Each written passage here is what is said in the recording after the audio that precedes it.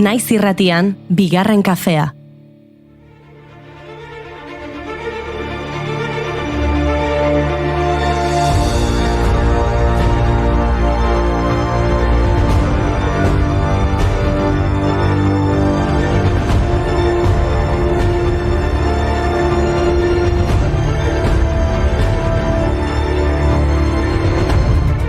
Egunon guztioi eta ongitorri bigarren kafera. Korrikaren ajea pasa zaigu, baina orain faltan botatzen dugu ekimena. Horregatik, hemerotekan arakatzen aritu gara eta begira. Gaurko egunez, 1983an, 8. korrikari hasiera eman zitzaion Iruñan. Apirilaren 4an, Bilbon amaituz. Urte hartan, Josemi Zumalabe izan zen mezuaren egilea. Omendua, ostera, Martin Ugalde kazetari eta idazle andoaindarra izan zen. Hala, berak egin zuen Bilboko azken kilometroa. Eta gaurko egunez, 1985ean, martxoaren 17an Donibane Garazin hasitako 9. korrikari amaiera eman zitzaion Gasteizen. Euskaraz idatziriko lehen liburuak 250 urte bete zituela eta haren egileari, Beñat Etxepareri, nolabaiteko keinua egin nahi izan zion AEKak. Batetik, leloa aukeratzean idazle Baxenabartarrak aldarrikatu zuen Euskara jalgiadi mundurat gaurkotu zuten. Eta bestetik, idazlea Baxenabartarra izanik, Garazitik abiatu zen lasterketa. Korrika, Nafarroa berean sekula hasi gabea zegoela. Ona aukera jalgiadi euskaraz, laga erdara, bizi ganoraz. Ez egin galde guzen bat lagunote, irekin asko izan gaitezke. Itxasoan uratarea, euskara ere gurea. Denona da. Eta 2009an gaurko egunez 16. korrikari hasiera eman zitzaion Tuteran Gasteizen amaitu zen. Ongi etorri euskaraz bizi nahi dugunon herrira lelopean. Baina gaur ez da korrikarik hasi, ez da amaitu ere, haupena. Beraz atzera begira jarrituko dugu. Gaurko egunez, frankismo osteko lehen legezko aberri eguna ospatu baitzen Hego Euskal Herrian. Deialdi bateratua egin zuten UCD eta AP ez beste alderdi eta mugimenduek, eta 100.000 lagun batu zituen. Espainiako konstituzioak herrien autodeterminazio eskubidea onartzea eskatzen zuten besteren artean.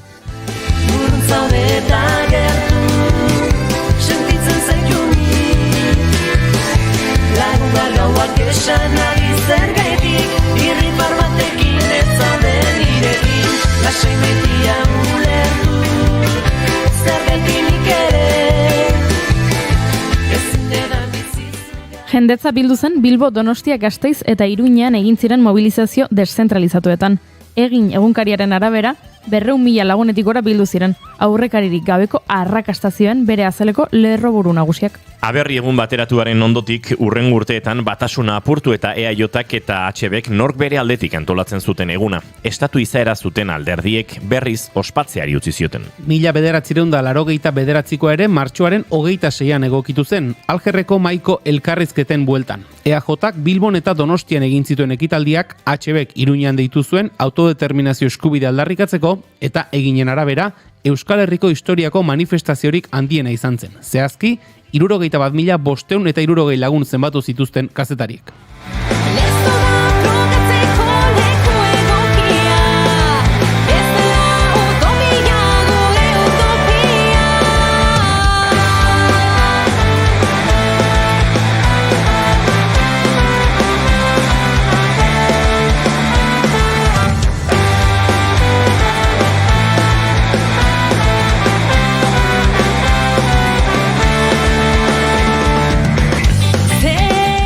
Eta manifestazio jendetsuak aipatu ditugunez, ari horri tiraka jarraituko dugu gaurko egunez 1985ean Londres hegoaldeko emakumeen ospitalea desalojatu zuten 150 poliziek. Ospitalea itxi nahi zuen administrazioari aurre egiteko 200 gora emakumek eraikina okupatu zuten.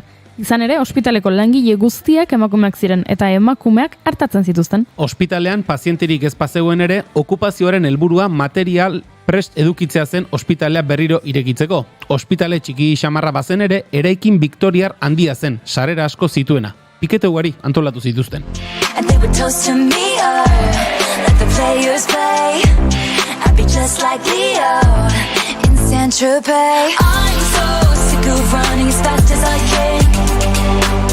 Wondering if I'd get there quicker if I was a man.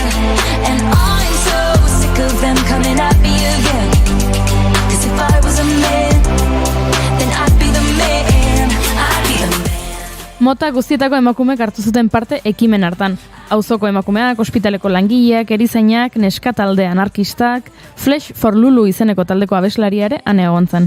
Lehenengo gaua udako gau epela zen eta jendea lasai bertaratzen zen. Urrengo asteetan okupatzaile berrien inplikazioarekin fase berri bat hasi zen. Ezin zuten mugarik gabe eraikin huts batean eserita egon. Kanpaina zentro bihurtu zuten ospitalea, beste ekintzaile talde batzuk gonbidatu zituzten espazio erabiltzera eta hainbat jarduera egin zituzten, hala nola, merkatu txikiak, te-dantzak, piknikak, olerki emanaldiak.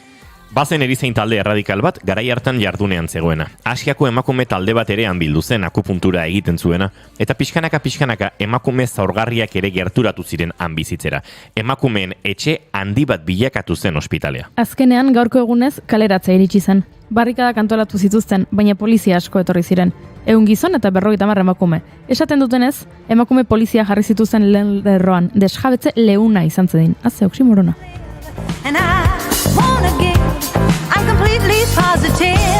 I think this time around I am gonna do it like you never knew it. Oh, I'll make it through. The time has come for me to break out of the shell. I have to shout that I am. Eta entzuten ari garen emakume honek ere jende mordoa biltzen zuen bere kontzertuetan. Gaurko egunez jaio zen Diana Ross, estatubatuar aktore eta abeslaria, The Supremes taldeko abeslaria. Denboraren joanean historiako soul abeslari onenetako bat bihurtu zen Marvin Gaye, Julio Iglesias edota Michael Jackson bezalako musikariekin abestu zuen, azken honen musa nagusia izan zelarik. The Supremes abestiarekin egindako abesti ezagunenen artean Where Did Our Love Go eta Stop in the Name of Love daude, bakarka Diana eta One Woman diskoak nabarmentzen dira. Bere bakarkako ibilbide musikala garatzen zuela, zineman ere aritu zen. Oskarretarako izendapena jaso zuen Sidney J. Furiren Lady Sings the Blues filmean egindako interpretazioagatik, Billie Holidayren bizitzari buruzko filma.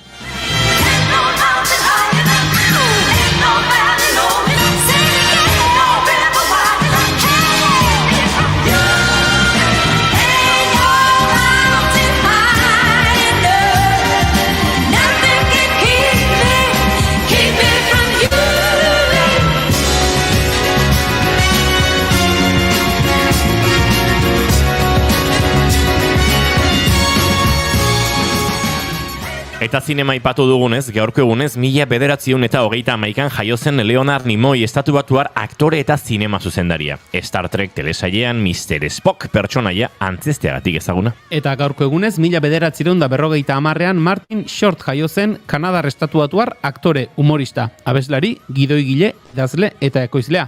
Azken urteetan Only Murders in the Building telesailean ikusi ahal izan duguna. Eta gaurko egunez jaio zen Keira Knightley, aktore ingelesa.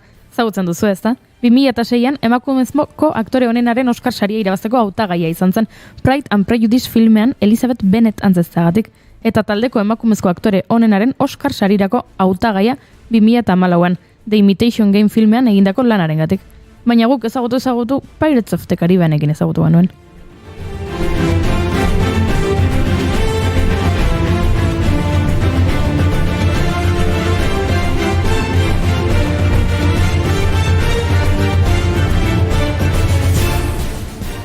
Barko honetan ez zegoen piratarik, baina duela ordu batzuk kargaontzi batek Baltimoreko zubi handiena jo eta eraitsi egin du. Zubia erori den unean, hainbat auto ari ziren bertatik pasatzen eta suhiltzaileak 7 pertsonaren bila ari dira Patapsko ibaiaren uretan. Baina zitugu azken albisteak gehiago aipatuko. Aserretu ingo naiz bestela, gizu eta ni aski geratu dela eta...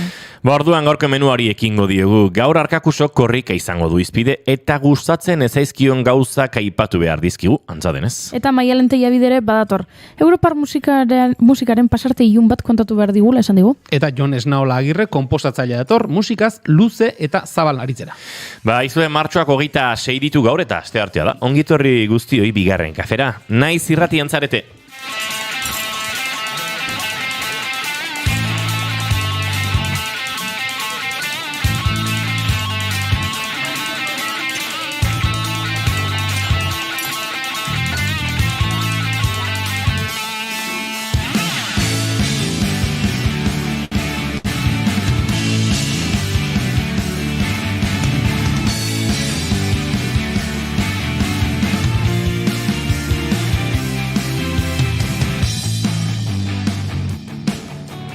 zuekin, Jaun Andreok, Julen Goikoetxea, horbe gozo egunon. Baita zuei ere. Eta zuekin, Goiuri ez eizarandi egunon. Egunon!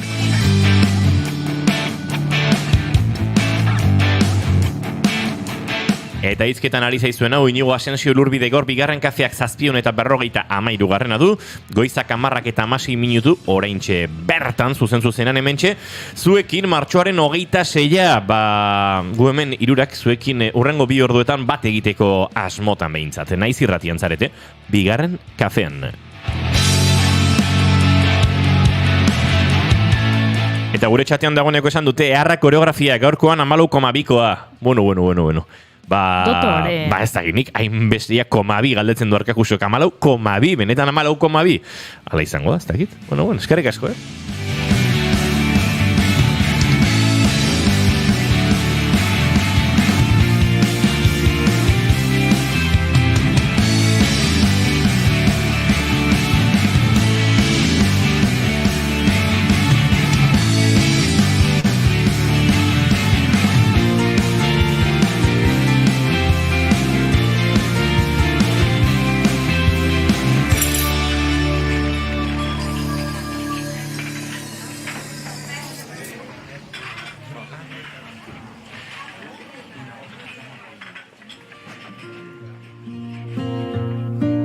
Vine a esta tierra lejana para encontrar mis palabras. Vine en busca de calma y de paz. Tierra que sana y salva, tierra que abraza mi alma, que ama tan libre y aguarda sin adiós, dice Tupananchis Kama.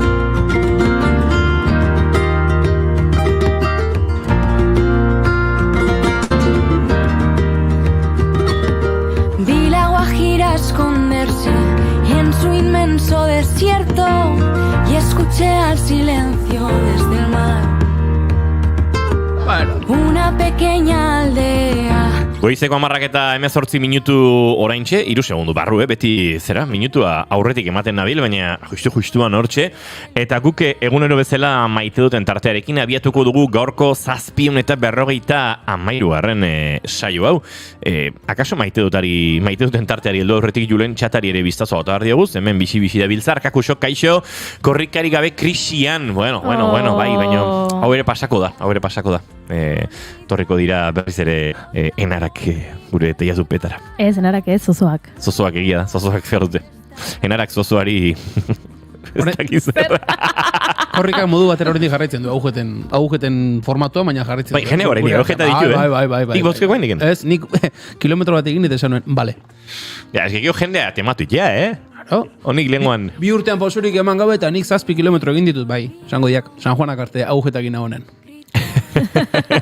Bai, jendeak oso serio hartzen du korrika. Lehenguan topatu nuen justu iritsi eta biharamunean Iñaki Elortza izango da, 6 urteko bajista. Bai. Eta, atzo, zeran izan ginen berri zen korrika, gaur Tolosan, bihar Baiona da negizona. Bai, aprotxatu inbarazio da. Ez, badakizu zekertatzen den, aurten, 8 urteren ostean 14 orduak bueltatu direla, eta maiatzean izango dira, eta jendea entrenatzen ari da, eta aprobetxatzen du jendeak, edo zera hitzakia, entrenatzeko. Duan, korrika hartu dute askok, entrenamendu pertsonal gisa. Bai, nik ere entrenatzen hasi beharko dut. Izan eman duzu? Txartelik gabe aldago asunto hau. Argi bili? Bueno, hainbeste masifikatu ote da. Nik eman dut, errezen egin dut. Bai. Bueno, egongo da, azken orduan batek. Zera, entrenamendorekin igual pixka pasa eta min hartuta eta aterako da hortiken txartelen bat. Tira, mentxe dio Indiokerrek egunon gaztiak eta Indiokerri galdetu dio Arkakusok, zehamuz lekukua eramatea, egunon? Kristona dio Indiokerrek. Egunon dio Gorka Goiuri, ze kamiseta duzu, kolore hori ongi geratzen zaizu, beti bezain elegante zaude. Inurri elkarteko kamiseta da, Hilarte bizi jartzen du hemen aurrean. Atzan ez dakitu ondo ze jartzen duen, baina... Hilarte bizi? Hilarte bizi olako zerbait. Baina atzeko hilarte bizik beste meztutxo badauka. Zera, bihotzatza edo horre altxata du. Bai, Inurri elkartak egindako kamisetak dira, ze izan Inurri gehienek ezagutuko duzu, baina bueno, minbizia pairatzen dutenen familia eta lagunen akonpainamendu eta saretzerako elkartea da, eta berriek egin zuten, ze hori da leloetako bat, ez da denok hilko gara, orduan zer egin behar dugu hil arte, bizi. Hementxe aipatu digu Indiokerrek koreografia gaurko zoragarri izan dela, 14,2koa, bai, 0,2 hori ez du oraindik azaldu, Arkakusok galdetu dio, ondo, baina ez du erantzun. Gorkak nire maite duta da, aste honetan bete direla, urte bete dela, berasak gabe, eta aurrekon dokumentala egin zitzaion aritz baten memoria, ze ederra, Arkakuso larun baten Iruña, ez da git Gorka zer esan eduzun horrekin, Iruñan dokumentala botako dutela, zu Iruñara zoazela. Larun batean Gorkaren urte betetzeguna dela uste dut, así que agian Iruñara doa ospatzera. Ospatzera, ibildaia kontuz Iruñerriaz. Bai. Julen eta Inigo oso konpenetratutak eta Goiuri estilo librean ginda jartzen. Bai, egia da. Julen da biok urte asko pasa ditugu. Tarteka balin badera elkarrekin musika egiten daron, bauka gorez pixate tempoa barneratuta, batez ere Julenek. Dantzan baino be izango te du, estela. Gorka Goierri oso ongi hiri buruzagia beti euskaldunen zain Strava aplikazioa bizi egon omen da korrikaren egunetan. Ara. Oso kamiseta top esan dute. Eta izan Inurri.eu zen gehiago daude. Eta Indiokerrek azken mezua bota digu, 14koa gutxi iruditu zait, eta Goiuriri esker 0,2 gehiago irabazi dezute. Ez horregatik.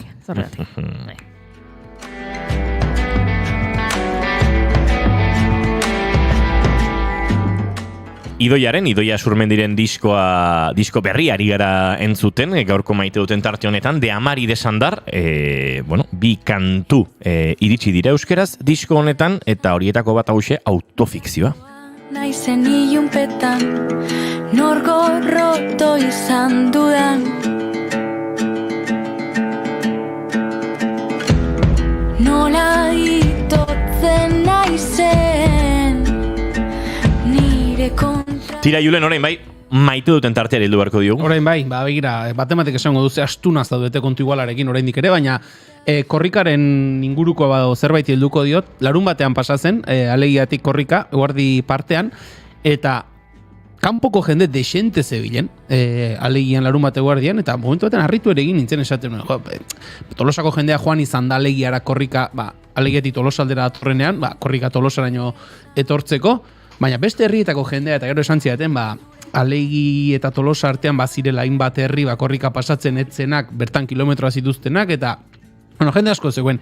Eta Tolosaldeko ataria komunikabidean argazki bat atera, eta argazki hori maite dut, da justu, alegi ezagutzen duenak jakingo du, badago, hortxe erdian tontokale esaten zaion leku bat, eta nolabait ere tren geltokitik beruntza zatozela, hor aldapatxoa jeisten da, eta aldapa horren gainkaldetik aterata dago, eta hor zuzengune luze bat dago, auzo batera doana, eta antxe ikusten da, nolabait ere, zuzengune horren aldaparen punturik gorenean jende hilara, jende zutabe luze bat ikusten da, eta korrikako furgoneta ikusten da kasik ere zuzenguneren amaieran, eta tarte guztian sekulako jendetza korrika, eta esan nuen 1500 izateko, asko esamar gara, eta kanpotik eta etorri zen jende guzti horrekin, argazki oso polita geratu zen, gero egia da, egunean zehar ere, beste ematek italdirekin festatxo bat izan zela, eta egun polita izan zen, eta argazki horren aitzekian, maite dut korrika.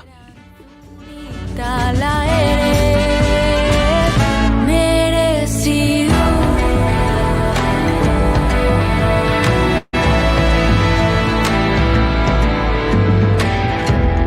Norberaren bi aldek zer dute kontran zer alde elkarrosatzen dute. Goiuri zeina zure maite duta? Nire maite duta da, ingurukoei euren jakituria lapurtzea. Hau da, zuk daukazu inguruan, beste gai batzutaz asko dakien jendea. Eta orduan zuk, iturri horietatik edaten duzu, eta horrela sortzen duzu zuek ere zure jakituria. Hori maite dut, ni guain esan dezaket, zakitez, hemen nola Julen eta Inigo ditudan ondoan, niri galdetzen dirazu orain Tadei Pogatxarri buruz, eta eske dena esaten dizut. Dena dakit, eta egin dezaket, plantak itxurak egin ditzaket. Erakustaldia, bueltan. Erakustaldia bueltan, baina ez, San Feliu de Kixolen ez gaizki kalkulatu zuen, kalkuloak ez zitzaizkion ondo atera, eta orduan hortxe gaizki ibili zen, baino bestela oso ondo, eta marka guztiak hautsi ditu, eta karo hori aspaldian etzela egiten, eta bi aldiz irabazi, eta hori pantanik bere garaian ere egin zuen, eta hori guztia, nik lehenen egien. Eta ez dakit berezik interesatzen zaidarako. Baizik eta lapurtu egin diedalako ingurukoi euren jakituria. Eta baliatzen duzu gure txirrindularitza jakituria? Karo, eta ez dut esaten zuen gati dela. Sani guain juten naiz beste lagun talde batzuetara, eta norbaitek aipatzen du txirrindularitza, eta nik txak sartzen du. Eta atera dute Mati Van Der Poel dazuk, baina lenguan Pedersenek txak, esprinean, ozta baina. Gainean jakin behar duzu zeinekin zer esan ez, norbaitek esaten balin badua Pogačar eta ze ondo, eta orduan zuk txak sartzen duzu guzti hori. Beste norbaitek, beste lagun talde batean esaten balin badute gaizki, zuk esaten zu, egia esan txirrindularitza aspergarri bihurtu da Pogačarrekin, ze, klaro, beti badakigu zer gertatuko den, eta ez dakize, horrelakoa. Eta ez dut inoiz desaten, beti izaten dut hori dena dela, kosetxa propia. Zer gertatuko den sindromea ziklismoan uste dute Euskal Herriko itzulian datorren astean ere izango dugula, ze Pogačar ez dator, baina Jonas Bingego bai, eta hortxe, bihar goizeko 9:00 eta 20 inguruan, Julen Goikoetxea eta Biokariko gara informazioaren arian, datorren astelenetik aurrera izango den Euskal Herriko itzuli horren nondik norakoak aztertzen, hementsi izango gara, naiz irratian Julen da Biok eta kolaboratzaile talde zabala, egunero itzulia jarraitzen, eta ez dakit, Jonas Bingego gereztigun egingo bagenekin zer pasako zen horietako bat, baina, saiatuko gara. Gonbidatzen bana zen moldatuko nahi zen? Bai, historien bat kontatuko duzu. Hombre. Bai, vale, ados.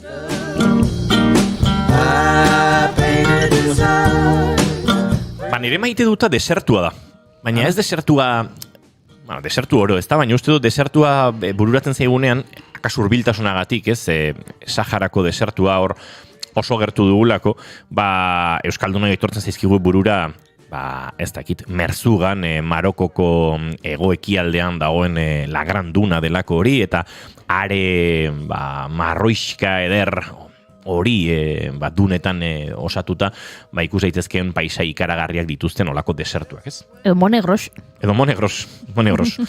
Baina gustoko ditut hori, desertu idorrak, Monegrositik antza gehiago duten horietakoak, eta orduak pasa ditzakezunak eurak igarotzen, ez? Gogoan dut duela urte batzuk, 2019an Australiako Central Desert inguru hortan, Manparue edo Alice Springs inguru haietatik Ulururaino, eta orduak egunak egin nituela, ez? Autoz desertua zeharkatzen, eta azken aste hauetan Mexiko iparraldean Torreon edo Coahuila de Zaragoza inguru horretan, Chihuahuako desertuaren erdigunean edo kokatuta, erdi ekialdean, ordu asko igaro ditu dela kotxean desertua zeharkatzen. Batzutan 4 ordu tira, ilunabar baten trenbide abandonatu batzuen dron planoa grabatu, eta beste 4 ordu bueltan eginez. Eta antxe bide lagun, bertako lagunak.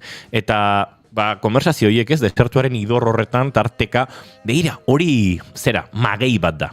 Eta magei horrek lorak ateratzen dituenean, eriotzetik gertu dagoela irudikatzen du. Ze gauza politiak, ez? Ze metafora, ez? Loratzea eriotzaren aurretik. Hori beti gertatzen da, Eta beste hori, ez da Zelandare da, edo hemen geratzen bagara ikusiko dugu ez da ize animali, badute jakituria bat desertuaren inguruan, kaso bestiok ez daukaguna, ez? Eta hor sortzen diren konversazioiek, desertuaren barealdi hori, jakin gasolindegi bat ikusten baduzu kotxearen depositoa bete behar duzula, bestela akaso hurrengora etzarela iritsiko naiz eta deposito erdia oraindik baduzun, eta horrelako logikak eta lagunek aukeratzen dituzten desertu igarotzeko banda sonorak ere maite ditut, eta horietako batzuk hortxe kateuta dauzkat. I Paint a Design haure, Michael Harleyrena, izan da, nire desertuan gora eta bera, mugara, estatu batuetako Eagle Passeko mugara, Piedras Negrasera egindako 7 orduko, 8 orduko bidaia horietan ere bidelagun izan ditudan musikak, eta benetan gustoko ditut, beraz, hausen ere maite duta desertua, eta desertua kotxez igarotzen pasatzen diren ordu lasai horiek.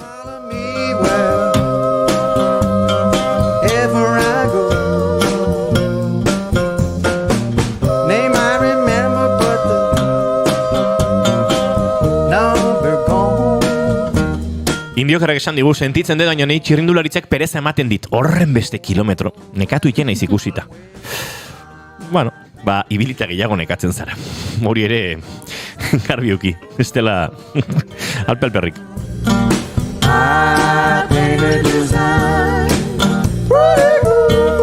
Indioker onena bukaerak dira. Batzutan bai, bez beti. Ez beti. Ez beti, Ba, batzutan. zenbat kobratu den Pogačarrek Kataluniako bolta irabaztegatik? Zenbat Juri? Ez saiatu asmatzen.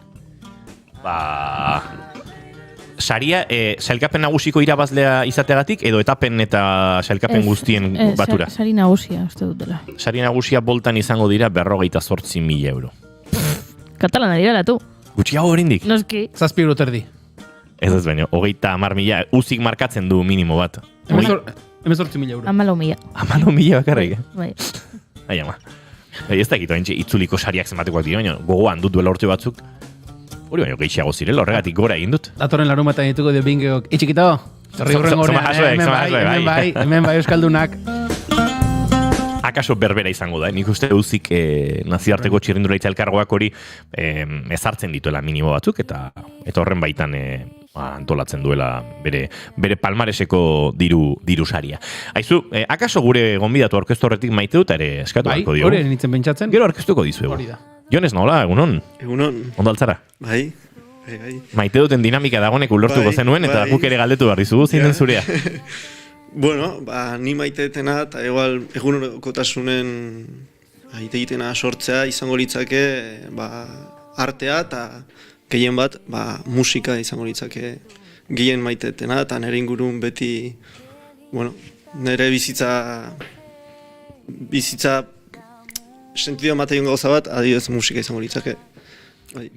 Entzuleak aurkezpen gehiagirik ez du behar dagoeneko, ulertu du nondik nora gure hurrengo gonbidatuaren bizitza eta jarduna goizeko 10:32 segiton orkestuko dizugu Jon Esnaura.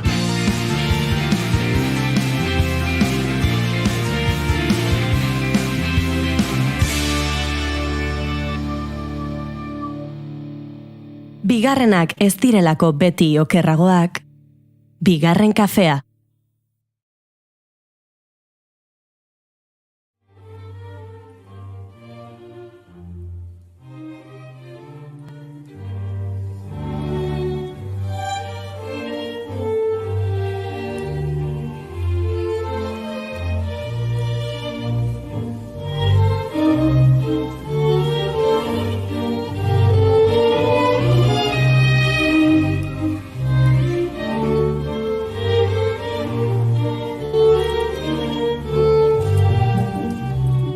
Nolako enborra, alako ezpala.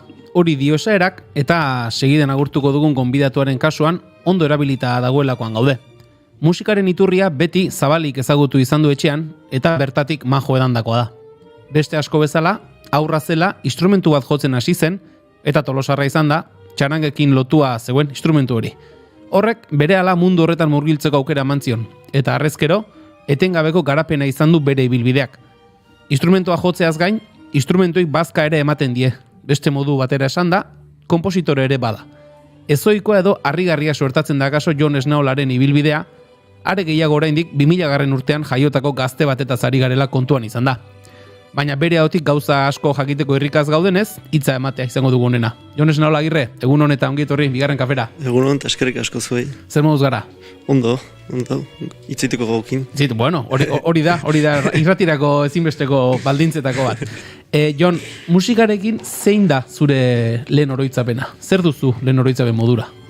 Ni gotzen naiz, inauterik, asteartea, sukalde txarangakin, atean itzenen bomboakin. Perkusio ikasteneon, baino nik atean nahi nun kajakin. Baina aitak esan ziten ez ondo ikasi arte ez nitzelatako kajakin. Eta bombo zar bat eman ziaten, aspaldiktako oitakoa, guendik larruzko oitakoa, eta dauketen horitzapen bat hori da, eta Jona, aita, eta osaba, eta inguruko jende, familiakin, inauteritan disfrutatzen. Zenbat urterekin hori, gogoan duzu? Perkusioan hasi nintzen 9 urtekin, izango litzake 11 urtekin, 11 urte, 10 urte inguru eukiko nituen lehenengo aldiz jonuna. Esan duzu, aita, osaba, aitona, zuen etxean bakarria txaranga bat osatu liteke. Hoi da. Eta gaina gero lehenguzun artean denak musiko dira, orduan noizbait sortu deu txaranga bat, eta familin bazkari baten, eta bagan uzkan perkusioa, trompeta, tromboia, saxofoia, eta txaranga bat noizbait sortu deu. Bai. Beti lehen oroitzapen horiek beti dira txarangekin eta lotuak, edo beste musika estiloak ere izan dituzu etxean? Nik oroitzapen dauketena da, beti txaranga mundua. Nere aita atxona, eta esan genezake ez dauzketela ikasketa profesionalik, eta orduan beti txaranga mundu nibili dira. Orduan nik dauketen lehenengo oroitzapena beti izan da kaleko giroa, musika kaleko giron. Eta gero berandugo nik nire erabakiagatik erabakinun konservatorioa batea jutea, eta gehiago nutritzea, ez da. Kalean jasotako har hori edo sakontzeko gogoa sortu zitzaizun, hor ikusi zuen bidea konservatorio batera joateko? Hoi da, ikusi nun, kaleakin disfrutatzen nula pilo bat, baino bazeola zerbait gehiago. Existitzezala musika klasikoa, beste musika batzuk existitzeziala, eta erabaki nun, ikastene honen Igor Arostegikin, bere etxen ikasten nun perkusioa, eta galdetu nuen zertzen konservatorioa, eta izango zen zerbaitola profesionalena, ez dakit. Eta orduan, prestatu nituen frogak, eta konservatorioetan sartu nintzen, da ikusi nun hor beste mundu bat irikizala, ezberdina, biak politiak dian, etzat, eta, erabaki nun konservatorio baten sartza. Lehendabiziko musikarako hurbilpen hori nolabait kalean esan dugu, gero, esan duzu behin jada, ez dakit modu akademikoagoan edo nola deitu, konservatorio batean, beti ere perkusioaren bidetik. Bai, ni hasi nintzen perkusio ikasten, baina aita trompetista da, eta etxen ez dakitzen bat instrumentukiko dituten, baina esan dezaket 20 baitutela bintzat. Eta gero hasi nintzen, aitai trompetak endu nion. Eta ez nekin trompeta jotzen, baina pixka xaltxeatzen, eta hola. Eta orduan gero egia da, txaranga mundun gehiago naizela trompetakin, perkusioakin baino. Baina, eta gero beste instrumentu probatu ditut, beti ukiet griñoi probatzeko, eta baina gero konservatorion perkusioakin sartu nintzen. Beste instrumentukiko nolabaiteko berezko erraztasuna izateak ere lagunduko du, ez da esan nahi dut, hemen jende asko da edo kara esango dugu, instrumentu ezberdin egin saiatu garenak, bat tajuz jotzen ikasi ez dugunak, beraz, berezko erraztasun hori izateak ere lagunduko du, ez? Probatze horretan bidea egiten. Bai, nik beti hartuet jolas bat bezala, eta beldurri gabe gaizki jotzezula, baina probatu behintzat, nik ez dut esango, nik etxen tromboi auket, eta gitarra auket, eta ez dut esango ondo jotze ditutenik, baina behintzat saltxeatu, eta importantzi gabe jolas bat bezala hartzea, instrumentua jotzea. Perkusioko instrumentuekin beti egon da, ez dakit, tabua edo zerbait bada, perkusioko instrumentuek beraia bakarrik ez dutela zertarako balio, ez da, musika askoz, beti behar dutela norbait edo beste zerbait ondoan, musika egin alizateko hori bakarrik ez dela musika, ez dakit horren ze iritzi duzun? Bai, musikan perkusioa beti izan da lagungarria, erritmoa amateko eta besteik gabe. Baina gaur egun esan dezaket, tabu hori pixkanaka aldatzen nahi dela behintzat musika klasikon, eta musika garaikideakin hasi ala perkusioa izaten gauza bat oso garrantzitsua, eta oaingo konpositore garaikidek benetan daude implikatuta eta jakin nahi dute perkusioak nola funtzionatzen duen. Así que nik uste tabu hori pixkanaka lortzen nahi gara perkusionistak kentzen. Postekoa da. Adintzen gogoratzen, larun batean aritu nintzela Josu Ortiz, konposatzaile eta perkusionistak sortutako errepertorio oso bat sonorizatzen Hernanin. Hernaniko bandak Jorge Pacheco perkusionista du zuzendari, eta errepertorio guztia, Josu Ortizena zen, bera perkusionista izan da ere, perkusioak bere biziko garrantzia zuen, eta momentu batzutan obren oinarria bazegoen lira, vibrafono, marimba, eskuko perkusioen eta timbalen baitan, eta banda bazen hor pixket, lagungarri, ez? Harmonizazio elementu, baina ustut badagoela joera gero eta gehiago, ez? Eta kaso musika garaikidearen, ez dakit gorakadak, baina oinarritzeak edo pixkat indarrartzi horrek ere mandiola, ez? Perkusioari efektoetan eta beste mapa sonoro batzutan murgiltzeko. Bai, azkenen perkusioa ez da esploratu guain dela 1 urte arte. Eta bapaten, esan da, perkusio existitza eta gauza pilo bat inditzazkegu horrekin. Orduan basan dute, guazen kentzea beste guztia, eta guazen esploratzea zer dan perkusia. Hoi da, nik uste gertatu zaiona perkusia. Eta kaso horre, nabardura egin behar da, ez? Perkusioa entzutean entzule soienak ulertzen ditu, partxeak, danborrak, nolabait, bereziki afinatu gabeko soinuak, nahiz eta afinatu ere egiten diren, baina perkusioaren baitan badago beste mundu oso bat ere, lehen aipatzen nuen, ez? Vibrafonoa, xilofonoa, lira, kanpai afinatuak, eta oso harmonikoa ere badena, eta pixkat jendearentzat ez dagoena, ez, hain perkusioaren barruan. Bai, eta lehenko ontaz egon itziten Markel Perezekin, perkusistakin, nola batzutan egia da musika garaikida kostatzeala jendea gerturatzen, tonala dalako, edo beste soinu batzu delako, baina perkusioaren kasun, da nola partxea dan beste gabe kolpea askotan, nola jendeak errexago hartzen duen zerbait, sentitze du zerbait ancestralago, zerbait ora dena izartzen eguna errex.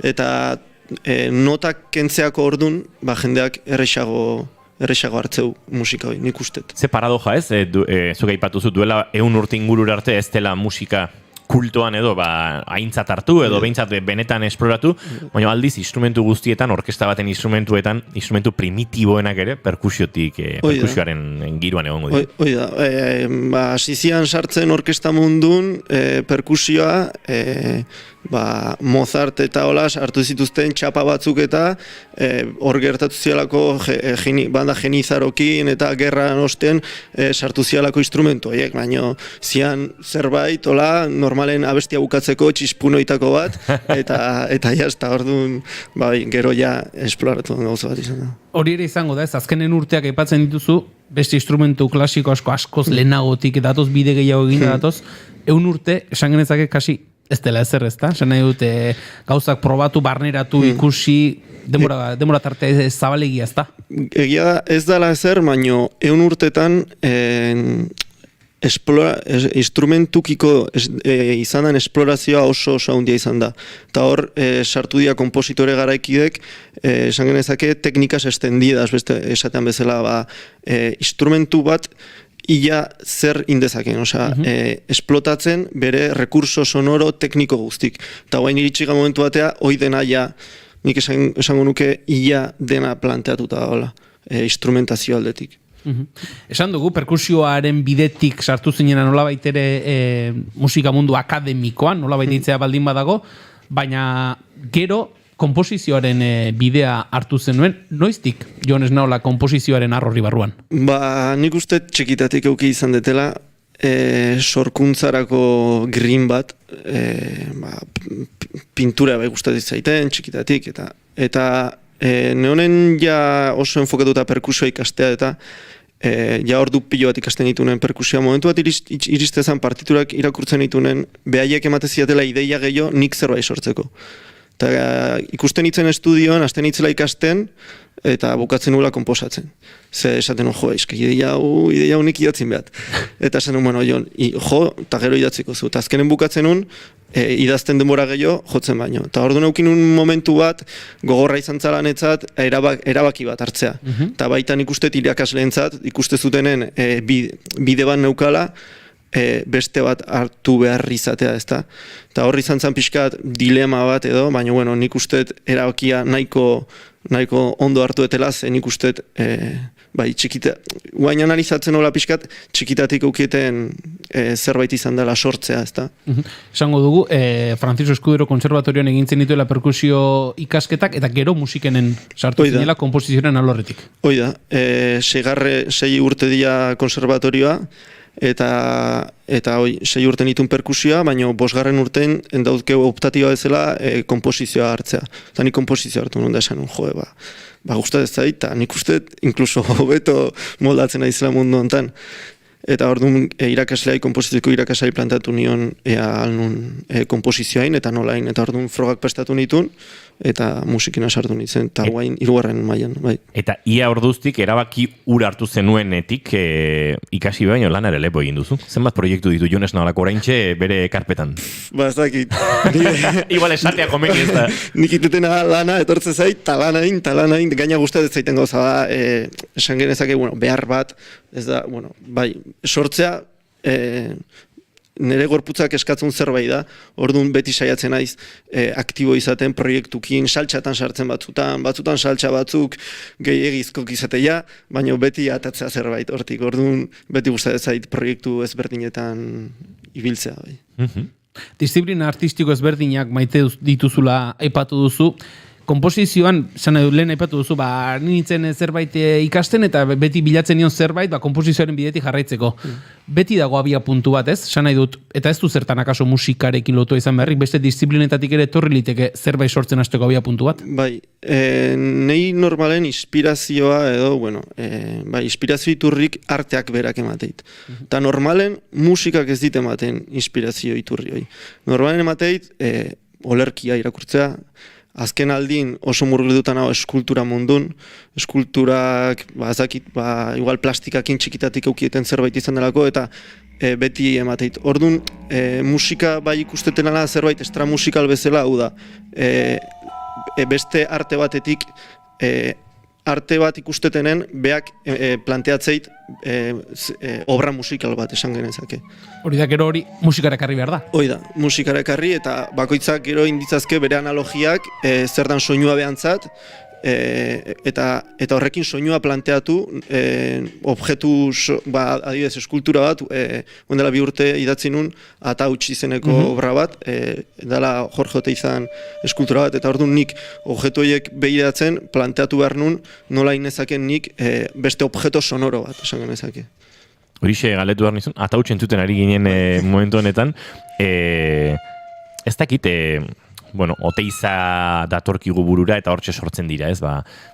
Garaiko eskulturen espazioarekiko, materialarekiko, materialen iragankortasunarekiko referentzia horiek. Saiatu zara, elementu horiek ere musikan zure egiten, edo gehiago obra ikusi eta ark zugan sortzen duenetik aritzen zara? Normalen izatea bi gauza, izatea lehenengo dauketen impulso bat, eta ark emateiten objektu sono bat, eta gero bestea izatea normalen analisi bat. Adibidez, txidan obra bat idatzen nun, Luz Oskura, txidan obra hori beak plasmatuzun alabastroa. Alabastro da harri bat txuria, baina beta beltzak dituna. Orduan hor, argiakin, timbreakin jolastu nun. Hau da, zerbait abstraktoa da, baino ez hain abstraktoa, eta inditzazkegu analogia batzuk altura eta argiakin, edo iluntasuna eta nota grabekin, orduan, hor, hasten naiz ni nire mundu magiko hontan gauzak sortzen. Eta gero, esan nahi, sortzen hasten da, zure burua martxan hasten da, eta gero ez dakite, oso galdera simple erudituko zezuagia, baina nola aukeratzen da ze instrumentu, ze timbre eman ideia horietako bakoitzari? Askotan, eta ez dakit tamalez, askotan enkarguk izatea orduan ja instrumentazioa jarrita dago, eta nik erabaki bat, instrumentazionekin zein dezaket, ze obra sortzen dut, ezta? Baina beste batzutan, zerbait, artea nik usteet impulso batzuk diala, eta batzutan esatet, hauek izan behute, instrumentu hauek izan behute, zeba ez dakit hauek izan behute, ze nik burun dauketen timbrea edo hoiek dira, eta ez beste instrumentu batzuk sortzeutena. Eta behaien arten sort detzaketen testura ezberdinak hoiekin lortu dezaket, eta ez beste batzukin. Eta impulsoak askotan, eguren arabera ezberdina dira? Gero aldatzen dira? Bai, normalen, gaina nik komposatzen detenen gustatzen zait, normalen ez dut esango oso azkarri aztetenik, baina bai maien gainen jartzen naizenen ez dut gehiagi pentsatzen, eskua bakarri dijoa bezala, ezta? Igual asko landuetelen gauza bat izan delako, eta gero usteet, esaten bezala reposar obra hoi, eta handik 2-3 asteta bueltatzen naizenen, ikuste ditut gauza batzuk erabaki osonak izan dira, eta beste batzuk ez. Orduan, hor jolas bat da, ez da indetena ondo dago, ez gauza batzuk bai, beste batzuk ez, egun guztik ezberdina dira, baina, denetan koherentzi minimo bat izatea. Sorkuntza prozesu ezberdin asko aipatu dituzu, badituzu lesko artean, askotan proiektu gehiegitan ere sartzen zarela aipatu duzu, baina egia da, egin dituzun hainbat lanek errekonozimendu ere izan dutela? Bai, horre bai sari mundu badao, sare bat hor komposizioan sarik ematen dituztela, eta ni sartu naiz, eta presentatueten lekutan eman diate sarin bat edo beste. Besteren artean, hortxe dauzkau 2016an Euskadiko ikasleen orkestan sartu zinen, eta 2019an Euskadiko musikari gazteen lehiaketan lehen saria perkusio espezialitatean okerrez pagaude, ezta? Hoi da. Lortu zenuen. Hoi da. Gaina hemen izan zen Euskadin izatea lehiaketa bat hiru modalitatekin, izatea interpretazioa, izatea musika de kamara, hau da, beste instrumentista batekin obra bat jotzea, eta komposizio arlon. Eta 2019 eman ziaten saria, lehenengo saria interpretazioan eta musika de kamara, Eneko Arangurenekin, urrengo urten ez nintzen presentatu, eta urrengon kompoziziora presentatu nintzen. Eta hiruak eman zizkiaten, eta ziaten utzin berriz lehiaketa horta presentatzen. Iaz, 2023an, Erro, kaja solistarentzako obra Italian izan zen saritua. Honek gaina zuztu historia berezia duela, ez? Zure lehen irakasle izan zen Igorri eskaini ere badagoela. Bai, izan zen gauza bat, ni 6. maila bukatzen neon, eta eskerrak eman nahi nizkien bai Igorrei, eta bai Jorge Patxekoa nire irakasle izan dakoa. Orduan, lehenengo Ernariko bandai obra bat eskaini nion, Jorgei eskainita, eta beste izan zen Erro Igorrei kajantzat. Eta orduan, obra isurtuta gero, erabaki nun presentatzea Italien itean konkurso batea, Markelek esan ziten, presentatu obra, seguro. Eta, presentatu nun da 3. saria.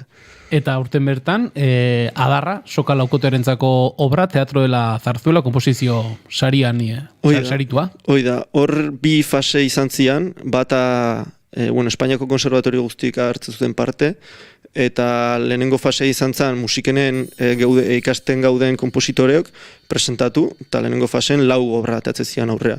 Eta horietatik, gero Espainia guztin, erabakitzen zuten 5 obra hartzen zituztela, eta horietatik bat Adarra izan zen.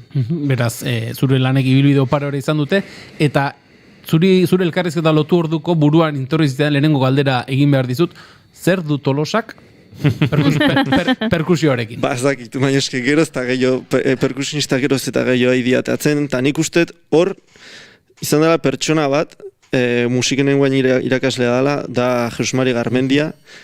Irakasle bezala oso gorra da, nik izan dut irakasle bezala, baino atea jende guztia izan da izugarria. Beak sortu Euskal Herrin sare bat, nik ez utzituten irakasle guztik beakin ikasi dute.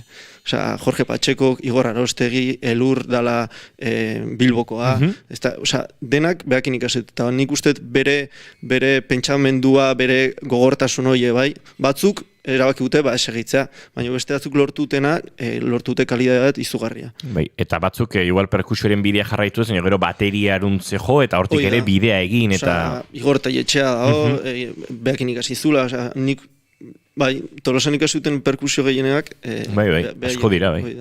Zuretzako derra, izango da hori ez? Kompositore batentzako horrelako musikariak inguruan izatea? Bai, beti da ondo musikariz josita otea, pentsamendu ezberdinak jasotzea, eta denon arten sare bat sortzea, pixkanaka gorak eta gora emateko, eta oparoa izateko musikan daun sare hau.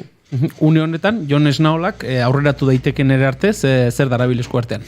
Guain Erro bi idatzi berri dut, hau izan zen Leire Erretegi Leitzako txistulariak eskatu ziten idaztea, eta eraukin nun txistu eta danbolinantzat izatea, eta gero beste proiektu potente bat da Bilboko bandantzat, sortu berri dut, urrengo urten jokoa, obra honek 8 izen hau, eta 12 minutu inguruko obra bat izangoa. eta hoi dauzket pentsatuta, gero ja udaran atako zaizkit beste seguraski urmuga o Miguel Zeberiokin beti saltxatan sartzega, eta hor seguru zerbait atako ala bai. Bai, horre badaudez, komposizioa, badaude gero orkestazioak ere ez, kantu bat hartu eta hau dena, ez da egite, soka orkestarentzako moldaketa egitea eta olako enkargoak ere asko iristen dira. Nik uste hoi dala pixka gehiago kompositore baten diru iturri haundina izan dezakeela moldaketak itea. Eta nik asko disfrutatzen mundua da, ze igual ez dut hainbeste pentsatu behar nire sorkuntzan eta baizik eta sortuta dago, eta nikin batena da orkestazio lan bat, hau da, abesti pop bat, arizko orkesta batera pasatzea adibidez. Sarreran aipatu dugu zure kasua ezoikoa edo harrigarria bezala dela, ze nire inguruan behintzat eta pixka bat begira arituta ez da hain ohikoa, zure adinarekin, 24 urterekin, jada daukazun sorkuntza guzti hori izatea. Bai, bueno, izan zen leku bat deskubritu nola nire lekua zela, eta orduan hasi nintzen, investigatzen, lan aiten, pasio bada, egunero jartzen naiz artisaua bezala, ezta, bere tailerra jutela eta inbeitula bere materialak landu. Ni igual jartzen naiz egunero, gustatzen zaitelako. Ez da normalen kompetizio batean etelako presentatu obra bat, ez da gauza bat behar deten gauza badalako, nik alik eta hoben aitet, eta gero horrek bere fruituk emateitu azkenen. Gauza derra da, nahi duzun hori egin alizatea. Jon Esnaola Agirre, mila esker bigarren kafera hurbiltzeagatik eta eutsi horri denbora luzean. Mila esker zuei.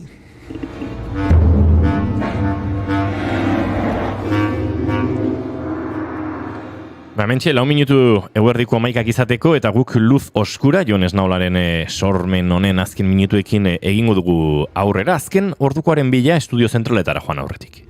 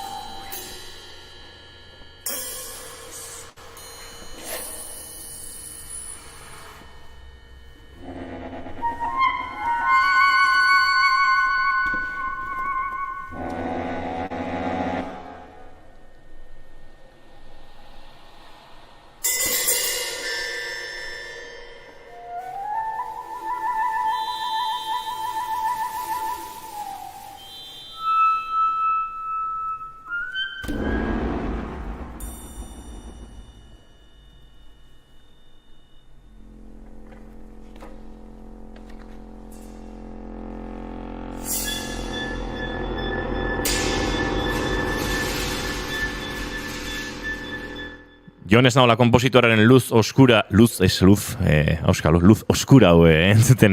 entzuten ari gara. Luz oskura. Jon Esnaola, luz. Bai, luz oskura entzuten ari gara, baina kantua berare bukatzen ari da, eta horrela, inbarko du hementxe, bigarren kafean, nahi zirratian bagoaz segiton zuekin.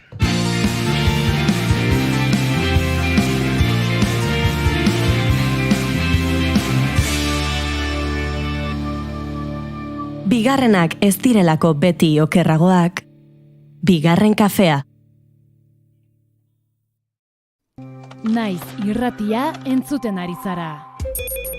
Bilbo aldea, 92.2. Gasteiz eta Arabako lautada, 91.5. Donosti aldea, 93.8. Gernika, 96.7. Leitza 85.1. Bortziriak 103.1. Urola 91.8. Goierri 102.2. Legazpi 94.6. Naiz irratia. Ba, Maialen Tellabide gurean dagoeneko, segituan agurtuko dugu, gaur, ez dakit, garai ilunetan edo murgildu beharrote dugun, nik ere jakin badakit atzo eskatu zidala, kantatu egin behar duela. Oraindik ez dakit zer Goiuri. La Macarena. Ba, uste dut, hoi izan litekela. No? Europa... Baina, zera, La Macarena kantatuz gero ere, bularra hotxarekin kantatu behar omen dut.